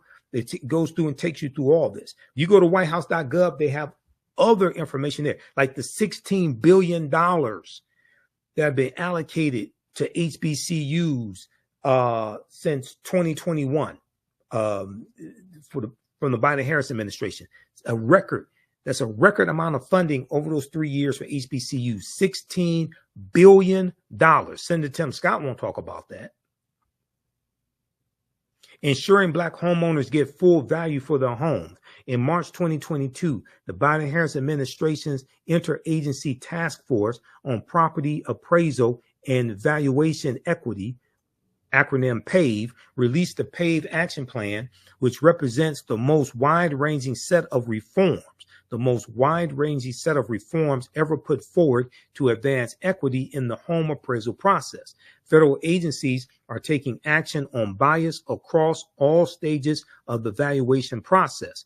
For example, in January 2023, the Department of Housing and Urban Development proposed new guidance to make it easier and quicker for prospective borrowers applying for Federal Housing Administration, FHA insured loans to request a reconsideration of value on a property if the initial valuation is lower than expected or there is indication of illegal bias. Because we know there have been numerous stories in the news about African-American homeowners. They get a low valuation from a white appraiser, and then they take down all the African art and the pictures and things like this and have somebody white pretend to be the homeowner, and then they call an appraiser back out and the home value skyrockets, right? We know that African-American homes are valued at $156 billion less than comparable white homes. The Brookings Institute had their report that came out a few years ago that documented this and talked about the segregation tax and how African-American homes are valued at $48,000 less on average than comparable white homes.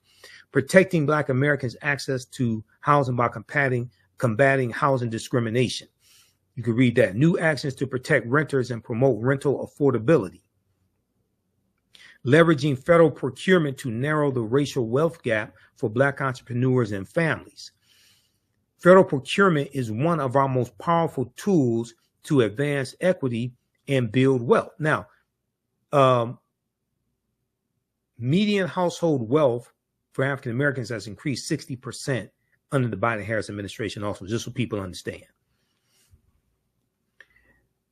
Federal procurement is one of our most powerful tools to advance equity and build wealth in underserved communities, but only around 10% of federal agencies' total eligible contracting dollars typically go to small disadvantaged businesses, a category under federal law that includes Black-owned businesses. Recognizing the importance of using the government's purchasing power to advance opportunity and equity, the Biden-Harris administration has launched an all-of-government effort to expand contracting opportunities for underserved small businesses, including Black-owned businesses. President Biden has set a goal of increasing the share of federal contracting dollars to small disadvantaged businesses by 50% by the year 2025, that's next year, projected to translate to an additional $100 billion to minority-owned businesses and helping more Americans realize their entrepreneurial dreams. Okay, so read the rest of this. Advancing equitable employment outcomes and boosting wages for Black federal workers. Now, he rated that African Americans make up 18.4% of the federal workforce. We know President Biden did an executive order making the minimum wage $15 an hour for federal employees. That was federal employees and contractors, if I remember correctly. On June 25th, 2021, President Biden signed an executive order on advancing diversity, equity, and inclusion and accessibility, DEIA, in the federal workforce.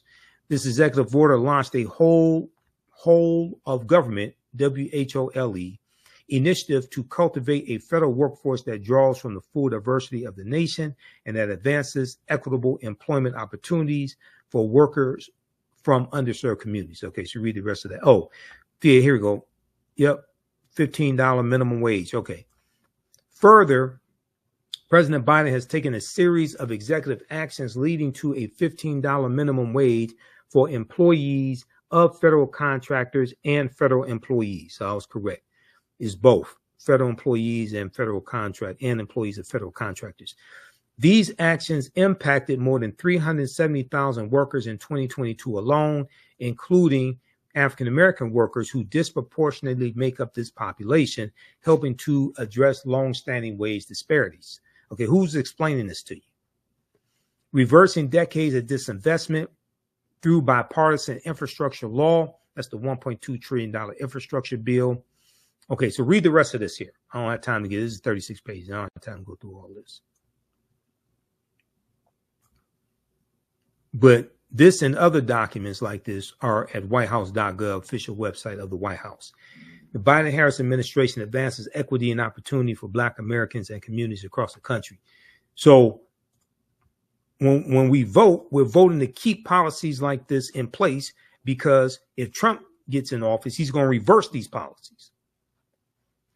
Okay? If Trump gets in office and Republicans maintain control of the House and gain control of the Senate, they're going to reverse policies that are beneficial to African Americans. All right, now let's quickly go to this other story here. This deals with the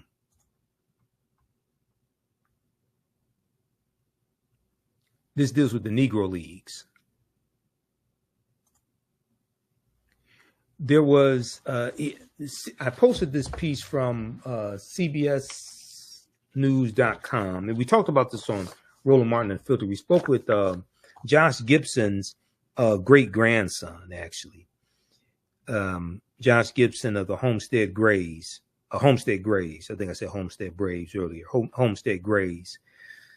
Josh Gibson becomes Major League Baseball career and season batting leader as Negro League Statistics Incorporated. And I saw a number of articles, and New York Times has a piece on this also that we posted on our Facebook fan page, The African History Network. And you have some people who are happy about this. You have others who voted for Donald Trump who are upset about it.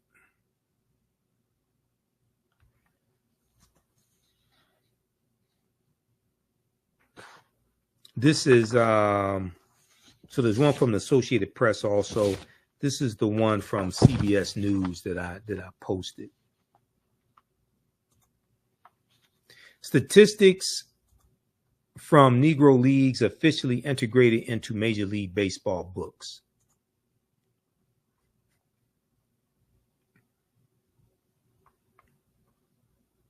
Just a second, let's flip over to this. Statistics from Negro Leagues officially integrated into Major League Baseball books, Major League Baseball record books. This is from May 29th, 2024, May 29th, 2024.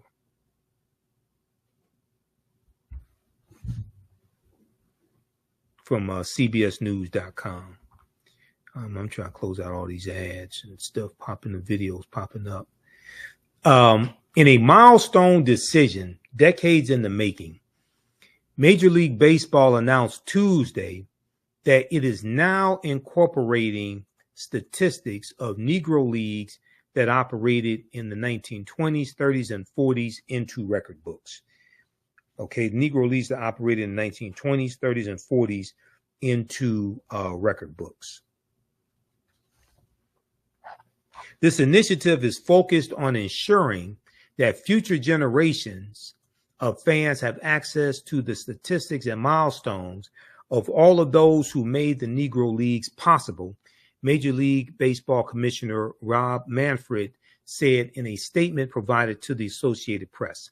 Black players were barred from Major League Baseball until Jackie Robinson broke the league's color barrier in 1947 when he joined the Brooklyn Dodgers. That breakthrough ultimately led to the Negro Leagues ending play in 1960. Quote, their accomplishments on the field will be a gateway to broader learning about this triumph in American history and the path that led to Jackie Robinson's 1947 Dodger debut. Rob Manfred said in his statement.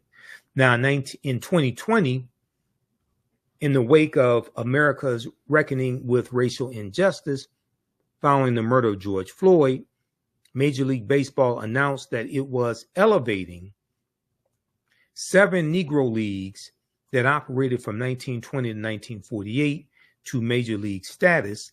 A move at the time meant approximately 3,400 players in those Negro leagues could be recognized by Major League Baseball for their on-field achievements. Wednesday's announcement, however, will take that a step further. The immediate impact of the incorporation will see Josh Gibson, one of baseball's greatest players, take multiple records from the likes of Ty Cobb and Babe Ruth per CBS Sports. Here's Josh Gibson So this is during the 12th annual East-West All-Star Game of the Negro Leagues. This is 1944.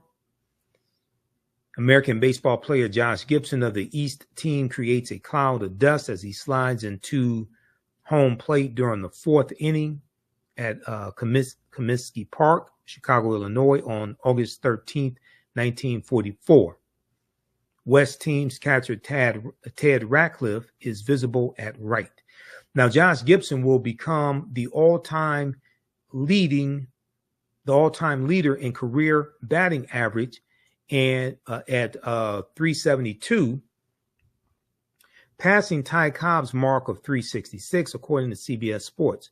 His career .718 slugging percentage will also be the all-time high mark now, surpassing Babe Ruth's previous record of 690, and he'll be the leader in career ops on base plus slugging percentage, with 1.177, passing Babe Ruth's mark of 1.164.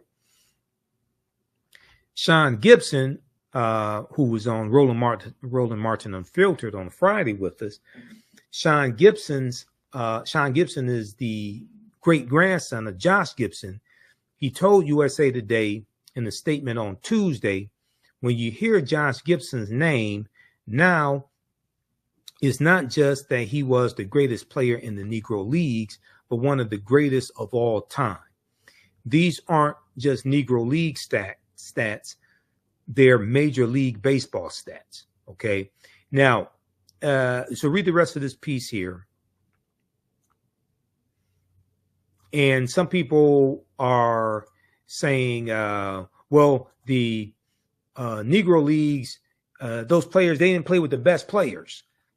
Well, that's what people have been saying about Ty Cobb and Babe Ruth and the rest of them for years. The white players didn't play with the best players. The best players were in the Negro Leagues. They were segregated out of baseball. Now, when we look at this history here, and I brought this up to Sean Gibson, Josh Gibson's great grandson, because I was able to ask him a question. It was a gentleman's agreement in 1887. It was a gentleman's agreement that banned African-American players from being signed to contracts, new African-American players from being signed to contracts in Major League Baseball. It was not a written rule. Okay. There is let me see. I looked at, I was looking at something on this. I think it was, History of Baseball and Civil Rights in America. This is at baseballhall.org. This is Baseball Hall of Fame. And it takes you throughout history. And it talks about the Moses Fleetwood Walker, okay, who was the last African-American player on an otherwise all-white Major League team until Jackie Robinson broke the color barrier in 1947, right?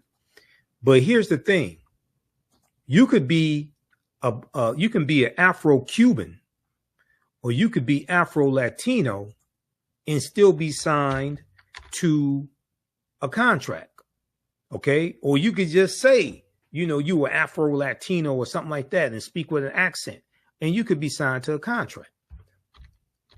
So this was specifically targeting African Americans, and this is, dealing with segregation. This gentleman's agreement was adopted shortly before Plessy versus Ferguson, 1896 U.S. Supreme Court case. The History of Baseball and Civil Rights in America. Okay, this is at baseballhall.org, and it takes you through this history here. 1865, 1876. So during the Reconstruction era, following the Civil War between the North and the South, America experiences an era known as Reconstruction. So we talk about this in my new class that starts up June 23rd that you can register for right now. Black resistance movements from the Haitian Revolution, U.S. Civil War, Civil Rights Movement, Black Power Movement, 1800 to 1968. Okay.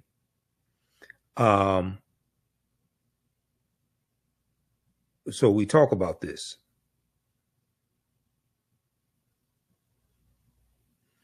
All right, now,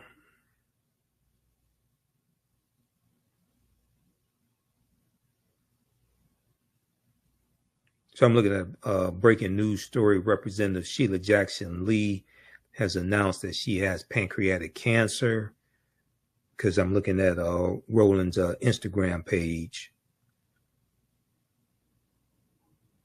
Okay, she announces she has pancreatic cancer. Okay. And she has released a statement. All right. So we're praying that she beats that.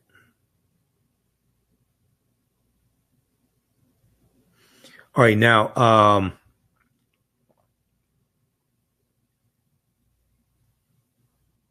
1878, long before Jackie Robinson came on the scene, Bud Fowler becomes the first black professional player to integrate white teams. Beginning in 1878, he will play in the minor leagues as a pitcher, catcher, and second baseman. Although Fowler, born in Fort Plain, a small town in upstate New York, he moved to Cooperstown, future site of the Hall of Fame, as a young boy. 1884, Moses Fleetwood Walker becomes the last black baseball player on an otherwise all-white major league team. Until Jackie Robinson in 1947. 1887, black players like Moses Fleetwood Walker would soon lose their place in baseball. In 1887, major league and minor league team owners adopted a secretive gentleman's agreement, or unwritten rule that said that no new contracts will be given to black ball players. Okay, so this wasn't a written rule. Okay, this was an unwritten rule that shut us out of Major League Baseball. This gentleman's agreement, similar to Jim Crow laws adopted by some American states, effectively forces black ball players out of all professional leagues by 1900. It's the same thing they did with horse racing. We dominated horse racing, won the Kentucky Derbies, won all the major races. The first Kentucky Derby ran in 1875. Oliver Lewis was a 19-year-old former slave. He won that, okay? But we were forced out of horse racing. There was an organized effort by jealous white men who were jealous of the type of money we were making to force us out of horse racing. 1896 U.S. Supreme Court case, Plessy versus Ferguson, rules that segregation by law is legal and advances the notion of separate but equal. This kind of segregation is known as de jure segregation, by law segregation. But in examining images of segregated water fountains, job advertisements that excluded African-American applicants, and even soda machines that prevented African-Americans from making purchases, this notion of quote-unquote equal access and opportunity is proven to be false. Okay, so read the rest of this here. Then they go into the beginning of the Great Migration and World War I, and U.S. involvement in World War I starting in 1917. The history of baseball and civil rights in America.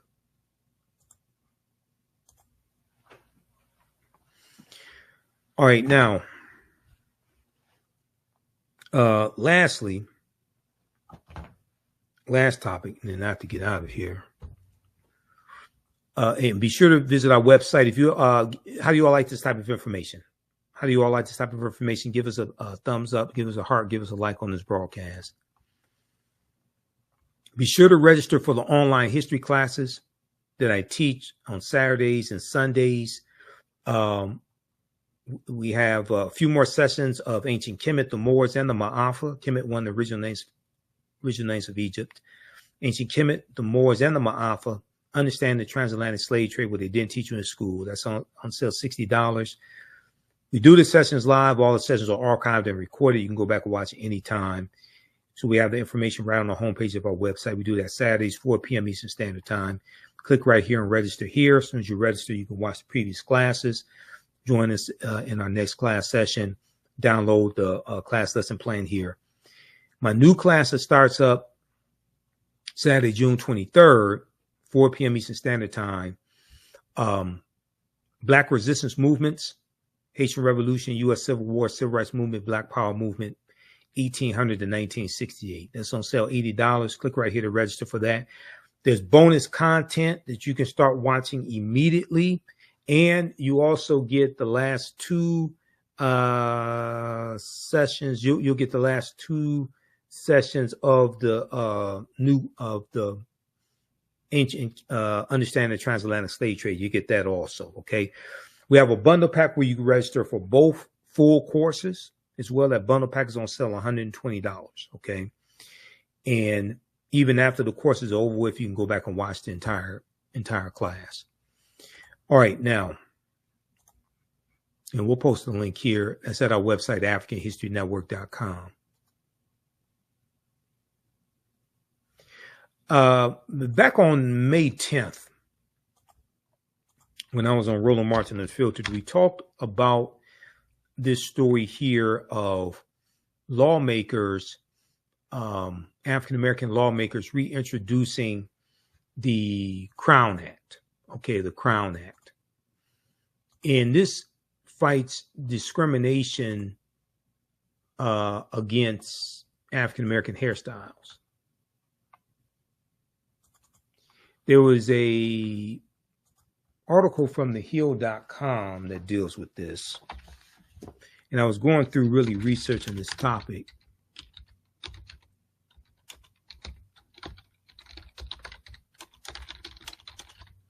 But we'll see how far I can get with this.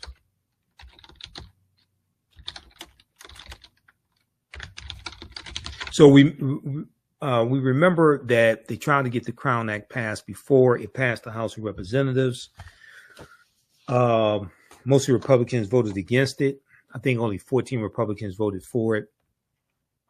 It died in the Senate. Let's look at this from TheAHNShow.com. Black lawmakers reintroduce bill to ban hair discrimination. This is from May 1st, 2024 by Cheyenne Daniels for TheAHNShow.com. And Representative Bonnie Watts Coleman, Democrat from New Jersey. She's one of the ones spearheading this. Let's see. Representative Bonnie Watts Coleman and Senator Cory Booker gathered outside the Capitol with fellow lawmakers as well as Adjo Asamo, co-founder of the Crown Coalition, and announced in the Creating a Respectful and Open World for Natural Hair Act, or the Crown Act. Okay. Creating a Respectful and Open World for Natural Hair Act. Now, the Crown Act also deals with economic opportunity, fighting racism. It deals with school discipline issues and civil rights also. Representative Bonnie Watson Coleman said the lawmakers were reintroducing the bill for the simple reason that nobody, no worker, no student, no person should ever face discrimination because of how their hair grows out of their head, end quote. We cannot control the texture of our hair any way that we can't control the texture of our hair any way that we can control the color of our skin. Representative Bonnie Watson Coleman said. And yet, Black Americans routinely face discrimination simply because of the way their hair is. Now, a 2020 study from the year 2020 from Michigan State University and Duke Universities found that African American women with natural hair are often perceived as less professional and less competent than African American women with straightened hair or white women with straight or curly hair. Let me repeat that. A 2020 study from Michigan State University and Duke University found that African American women with natural hair are often perceived as less professional and less competent than African American women with straightened hair or white women with straightened or curly hair. They are also less likely to be referred for job interviews. Okay, so this has an economic impact also. They are also less likely to be referred for job interviews. More than 20% of Black women have been sent home from work because of their hair. 1/3 of Black women under the age of 40 believe they have been denied a job interview because of their hair. Quote, our hair plays a significant role in our overall well-being, self-esteem, cultural identity, and personal expression, Representative Bonnie Watson Coleman said. Discrimination against Black hair is discrimination against Black people. Discrimination against Black hair is discrimination against Black people, and we're going to put a stop to it, end quote.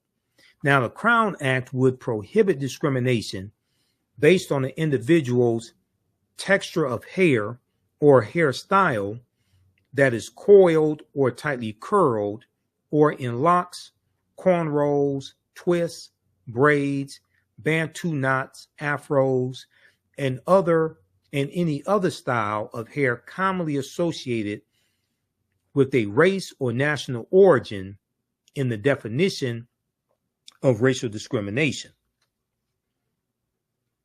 Nobody should face harassment. Nobody should face harassment or discrimination based on their natural hair. And the Crown Act is an effort to heal a systemic bias that tells Black people that who they inherently are is wrong, Senator Cory Booker said. Prejudice against Black hair demeans an important foundation of our identity and cultural heritage, he continued. It's time that the long and storied history of implicit and explicit biases against natural hair comes to an end. Black hair is beautiful in all of its forms and styles, and we must ensure individuals are free to express their cultural identities without fear of prejudice or bias. So then they go on to talk about Representative Stephen Horsford, who's chair of the Congressional Black Caucus as well. And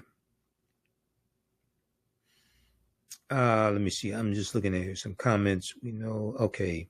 They talk about anti-Blackness. Representative Asamoah, co-founder of the Crown Coalition.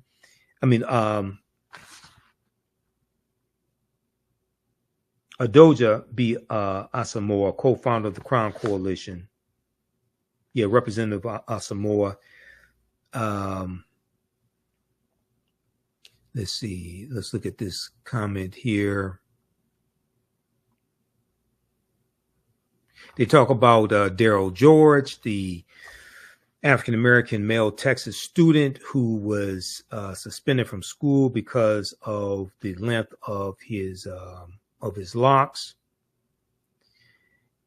Representative Asamoah, co-founder of the Crown Coalition said that hair discrimination is based on Eurocentric beauty standards and as such is anti-black.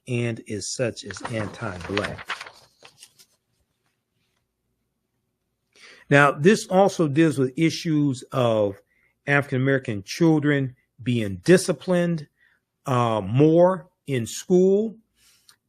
On page 3 of this article, while black students are disciplined at a rate 4 times higher than any other racial or ethnic group, research has found that 70% of all suspensions are discretionary, with many stemming from dress code violations, including unapproved hairstyles. Okay, that's what this talks about right here. Black students are disciplined at a rate 4 times higher than any other racial or ethnic group. So this deals with school discipline. This deals with economic opportunities. This is wide ranging. This Crown Act in hair discrimination is wide ranging, the negative impact that it has on African Americans. Now, the Federal Crown Act would provide research, statistics, and precedent to support that there is a need to define and prohibit hair discrimination in the workplace and in schools in order to enforce the protection of civil rights, in order to enforce the protection of civil rights. It would also provide clear definitions that describe enforcement mechanisms of the bill. Now, Representative Ayanna Pressley, Democrat from Massachusetts, emphasized that the Crown Act is also a public health act due to the health issues that African American women face from chemicals applied to their hair in order to assimilate. The Crown Act is also a public health act due to the health issues African American women face from chemicals applied to their hair in order to assimilate.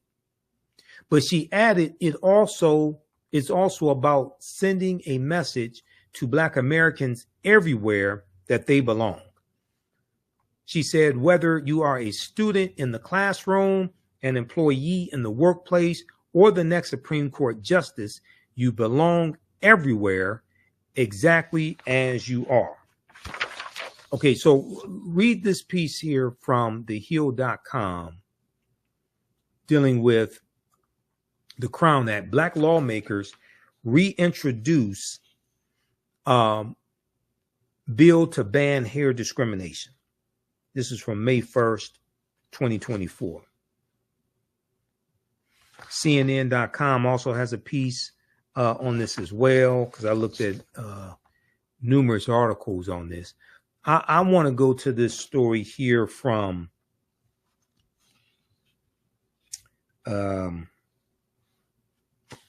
let's look at the one from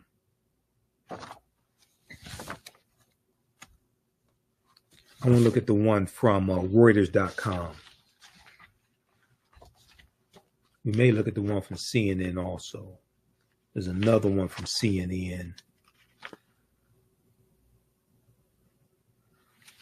There's probably 3 more articles we'll look at. One from CNN is from October 22nd, 2022.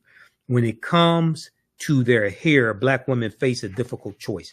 But let's look at this one from Reuters.com. Now, this is from November 4th, 2023. November 4th, 2023. Thousands of Black women claim hair relaxers gave them cancer. And there's a class action lawsuit that has been filed.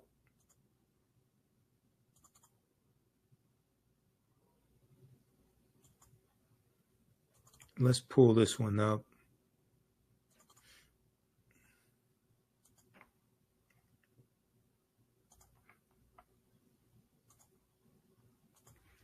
Thousands of black women claim hair relaxers gave them cancer.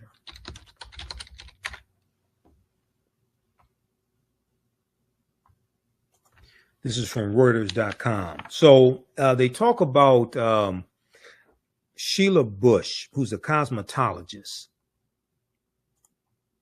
And let me pull up this article. It says she was lounging in the recliner at her St. Louis area home last winter in 2022 when an advertisement from a law firm flashed up on her television screen, urging viewers to call a toll-free number if they or a loved one had used hair relaxers and been diagnosed with uterine cancer. Okay?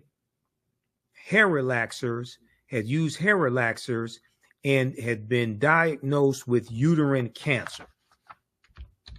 And I saw here in Detroit, I saw commercials from attorneys about this also.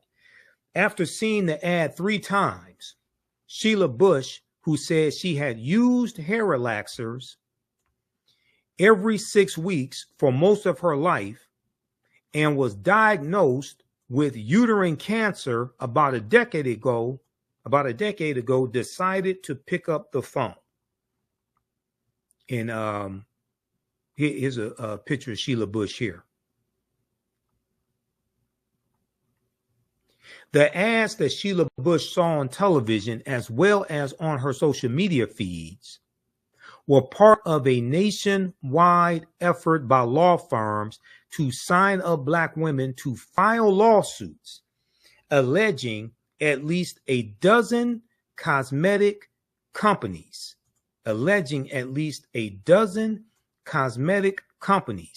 including L'Oreal and Revlon, sold hair relaxers containing chemicals that increased the risk of developing uterine cancer and failed to warn customers.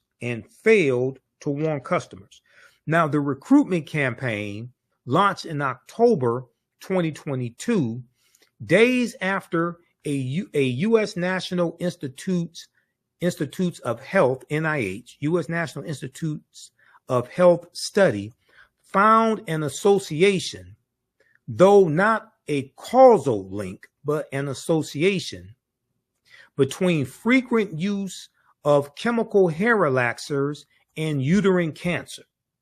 Okay, this study from the U.S. National Institutes of Health, NIH, found an association between frequent use of chemical hair relaxers and uterine cancer. Hair straighteners such as L'Oreal's Dark and Lovely, which we've seen advertised in the African American community for decades, Dark and Lovely, and Revlon's Cream of Nature are marketed overwhelmingly to women of color, according to the lawsuits, especially African American women.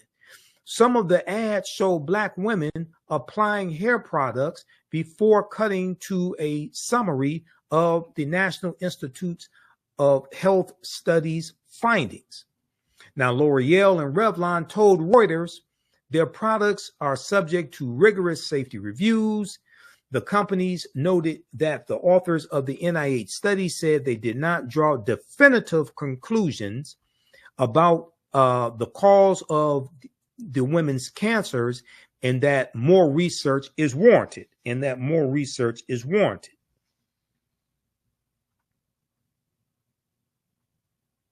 Okay, so they have the statement here. We do not believe the science supports a link between chemical hair straighteners or relaxers and cancer, Revlon said. L'Oreal added that it is committed to offering the best products, quote, for all skin and hair types, all genders, blah, blah, blah, etc. Now, let me look at my notes here just a second.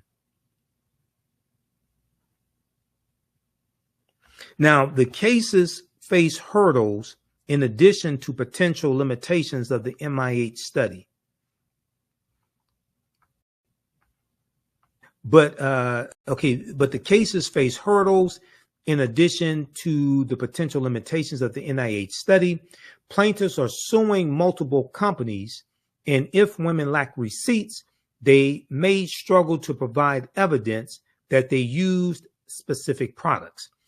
Attorney Benjamin Crump, who represented the family of George Floyd, and another lawyer, Deandra Fu DeBrose Zimmerman, filed the first hair relaxer lawsuit on behalf of a Missouri woman named Jenny Mitchell shortly after the NIH study was published.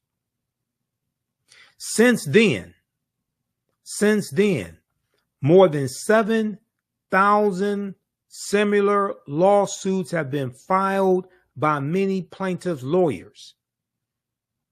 More than 7,000 similar lawsuits have been filed.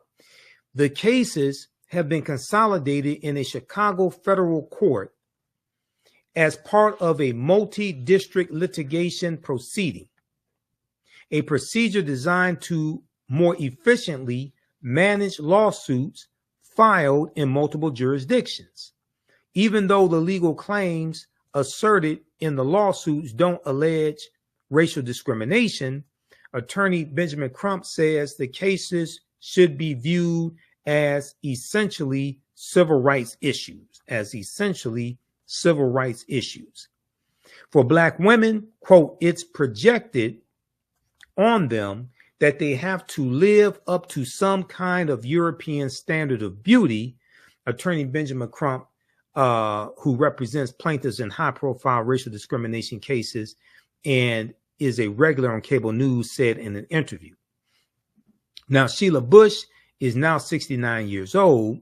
She told Reuters about being mocked by white children in the schoolyard of her St. Louis school for her quote-unquote cotton hair,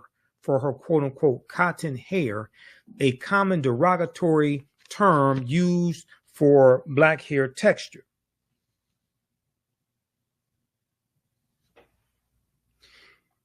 She said, quote, you felt as though you did not belong or weren't as good as they were, Sheila Bush said, who was born in 1954, the same year as the landmark U.S. Supreme Court decision Brown versus Board of Education, which found racial segregation in public schools unconstitutional. Now, the vast majority of the plaintiffs are women of color, according to Jane Conroy, a lawyer whose firm has filed at least 550 hair relaxer cases, adding that attorneys don't have full demographic data of their clients.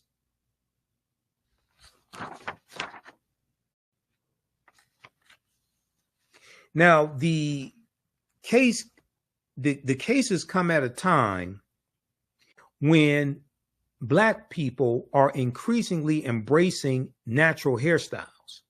At least 23 states have passed legislation aimed at protecting people from hair discrimination in the workplace and public schools. The U.S. House of Representatives passed similar legislation in 2022 that stalled in the Senate. That was the Crown Act. Women are taking now, uterine cancer is the most common form of female reproductive system cancer and rising in the U.S., especially among African-American women, according to the National Institutes of Health, the NIH. The American Cancer Society estimates there will be about 66,000 new cases of uterine cancer diagnosed this year in the United States, less than a quarter of the number of 297,790 new cases of invasive breast cancer and more than 3 times the 19,710 cases of ovarian cancer.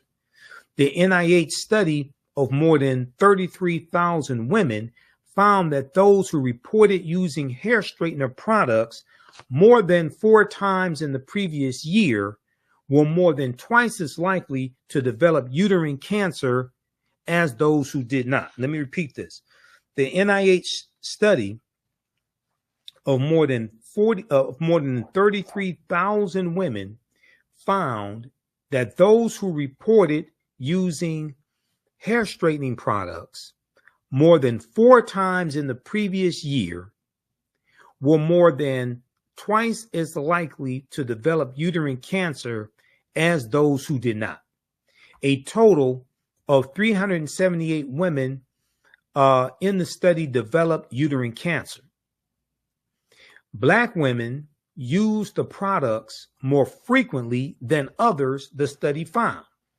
African American women used the products more frequently than any other group of women the study found.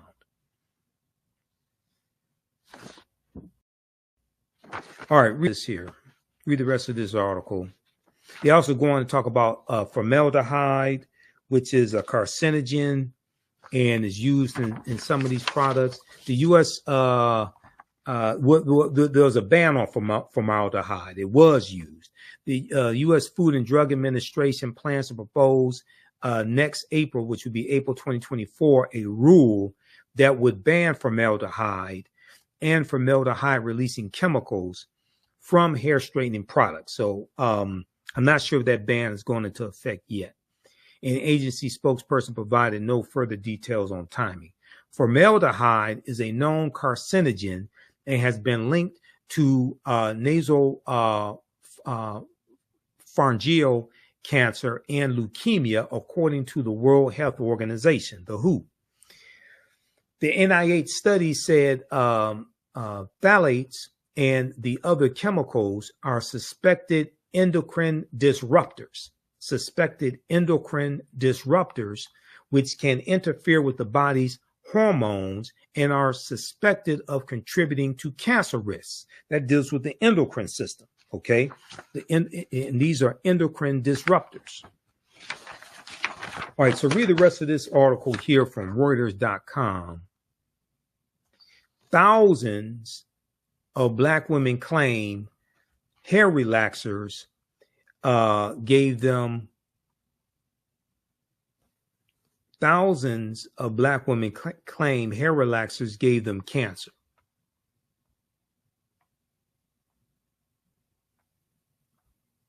Okay, so check out that article here from Reuters.com. Then there was one from NBCnews.com dealing with what Black women should know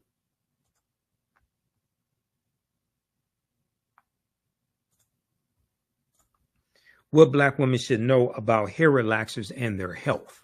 Okay, let's look at this quickly here.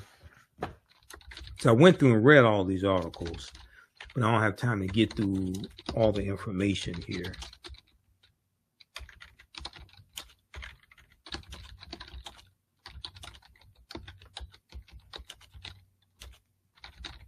All right, give us a thumbs up, give us a heart, give us a like on this broadcast. How you all like this type of information? If you like this type of information, be sure to support the African History Network, and you can support us through Cash App or PayPal, but also register for the online history classes that I teach on Saturdays and Sundays. Visit our website, AfricanHistoryNetwork.com, AfricanHistoryNetwork.com. What Black women should know about hair relaxers and their health. This is from October 18th, 2023, from NBCnews.com by Claretta Bellamy. Doctors explain why relaxers can be so harmful and what can people do if they think their hair straightening regimen has contributed to poor health. So they talk about another study here. I think they talk about 2 studies. And they talk about research from Boston University.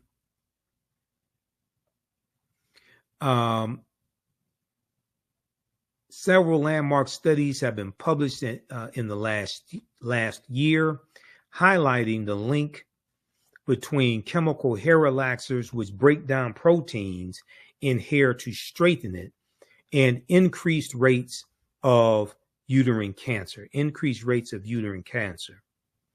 And last week, after pressure from Democratic reps Ayanna Pressley of Massachusetts and Chantel Brown of Ohio, the Food and Drug Administration proposed a ban on hair smoothing and hair straightening products containing formaldehyde, an ingredient known to cause cancer. As more research continues to reveal potential dangers, hundreds of Black women have filed lawsuits against big-name beauty and cosmetic retailers like L'Oreal and Revlon, blaming their chemical hair straighteners as causes of uterine cancer, fibroid tumors, and infertility. As causes of uterine cancer, fibroid tumors, and infertility. The latest research on the effects of hair relaxers was published on October 10th, 2023 by Boston University. According to the Black Women's Health Study, or BWHS, postmenopausal Black women who have used chemical hair relaxers more than twice a year or for more than 5 years have an increased risk of developing uterine cancer. In the following 44,798 Black women the study followed 44,798 Black women for up to 22 years. Researchers found a higher rate of uterine cancer among postmenopausal African American women who reporting having used chemical hair relaxers for at least 10 years, regardless of frequency. Okay, regardless of frequency. Better grasping Black health and the factors that contribute to racial disparities in cancer was the intent behind the 22-year study. Let me go to this quote here. To Representative Ayanna Pressley, oversight into these ingredients touches upon generational issues that Black women have long grappled with. For generations, systemic racism and anti-Black hair sentiment have forced Black women to navigate the extreme politicization of hair. We've seen this play out in schools and in the workplace, where Black folks have been criminalized, punished, or overlooked in personnel decisions just for how our hair grows out of our head. As a result, Black women have turned to straightened or relaxed hair as an attempt to advance socially and economically. As a result, Black women have turned to straightened or relaxed hair as an attempt to advance socially and economically. But regardless of how we wear our hair, we should be able to show up in the world without putting our health at risk, and manufacturers should be prevented from making a profit at the expense of our health.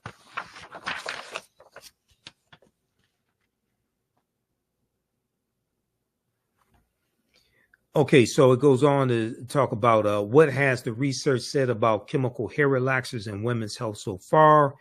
Several studies have found that chemical hair straighteners have harmful effects on the body. They talk about the study from the National Institutes of Health. And then they go on, let's see. Why are hair relaxers so harmful? Why are hair relaxers so harmful? Chemical hair relaxers can contain endocrine disrupting chemicals. Here we are again talking about the endocrine system. Endocrine disrupting, which can disrupt the functions of the endocrine system, which include the thyroid, ovaries, pancreas, and adrenal glands. They can also affect hormonal levels. These chemicals include phthalates and parabens, which can be found in hair relaxers. people can be exposed to them by absorption through the skin or inhaling them in the air. Absorption through the skin or inhaling them in the air.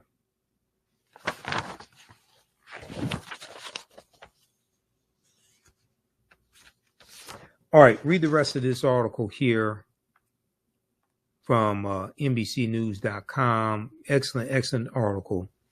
This is actually NBC News Black, which is their African-American platform.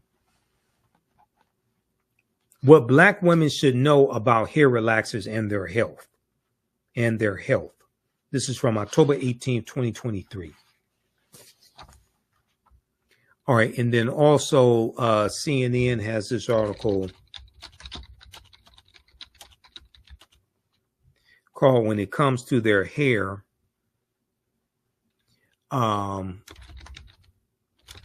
Black Women Face a Difficult Choice."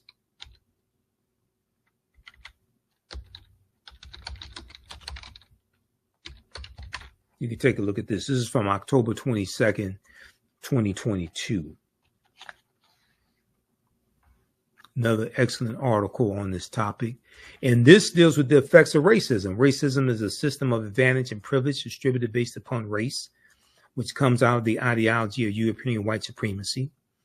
This deals with understanding racism and how it manifests itself and how it affects the health of African-American women and what things that hurt African-American women hurt us in general, hurt the African-American family in general,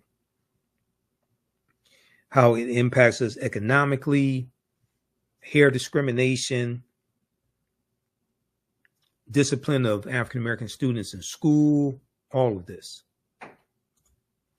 When it comes to their hair, Black women face a difficult choice. This is from CNN.com, October 22nd, 2022, by Faith Karimi.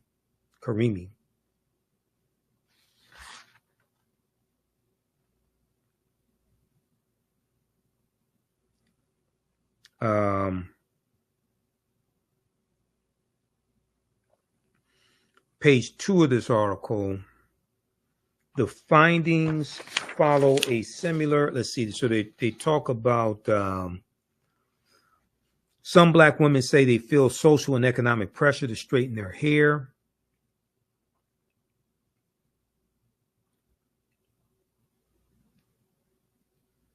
Some Black women say they feel social and economic pressure to straighten their hair. The research published in the Journal of the National Cancer Institute,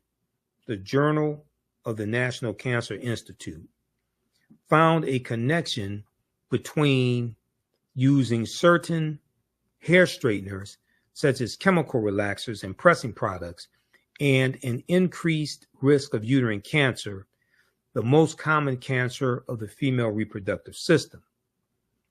The association between the hair straightening products and uterine cancer cases was most pronounced for Black women, who made up 7.4% of the study participants, but almost 60% of those who reported ever using hair straighteners.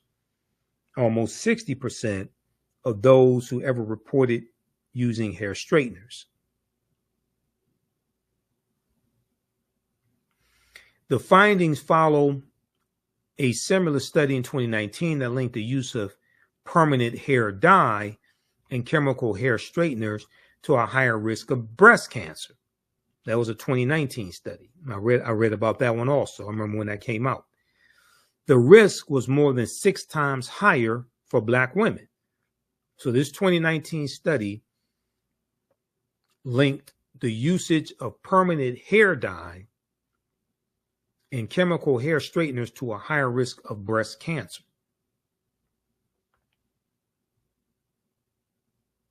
Experts say several factors lead women to use hair straightening products, including Eurocentric standards of beauty and a desire for versatility in changing hairstyles and self-expression. All right, read the rest of this article also. Another excellent article on this topic. When it comes to their hair, Black women face a difficult choice.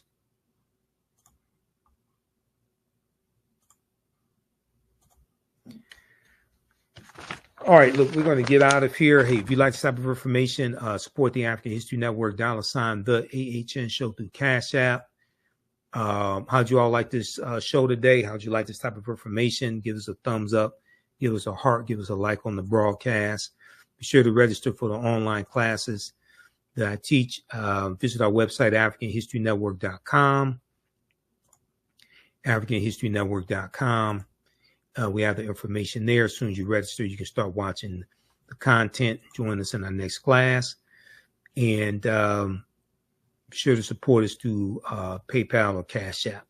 So we definitely need your support. This helps us keep doing the research, pay for these services that I use, pay for the subscriptions to all these news outlets. This helps us continue to do the research, finance the show, etc. Because we don't do this for the money, but it sure as hell takes money to do this. All right, that's going to do it for us.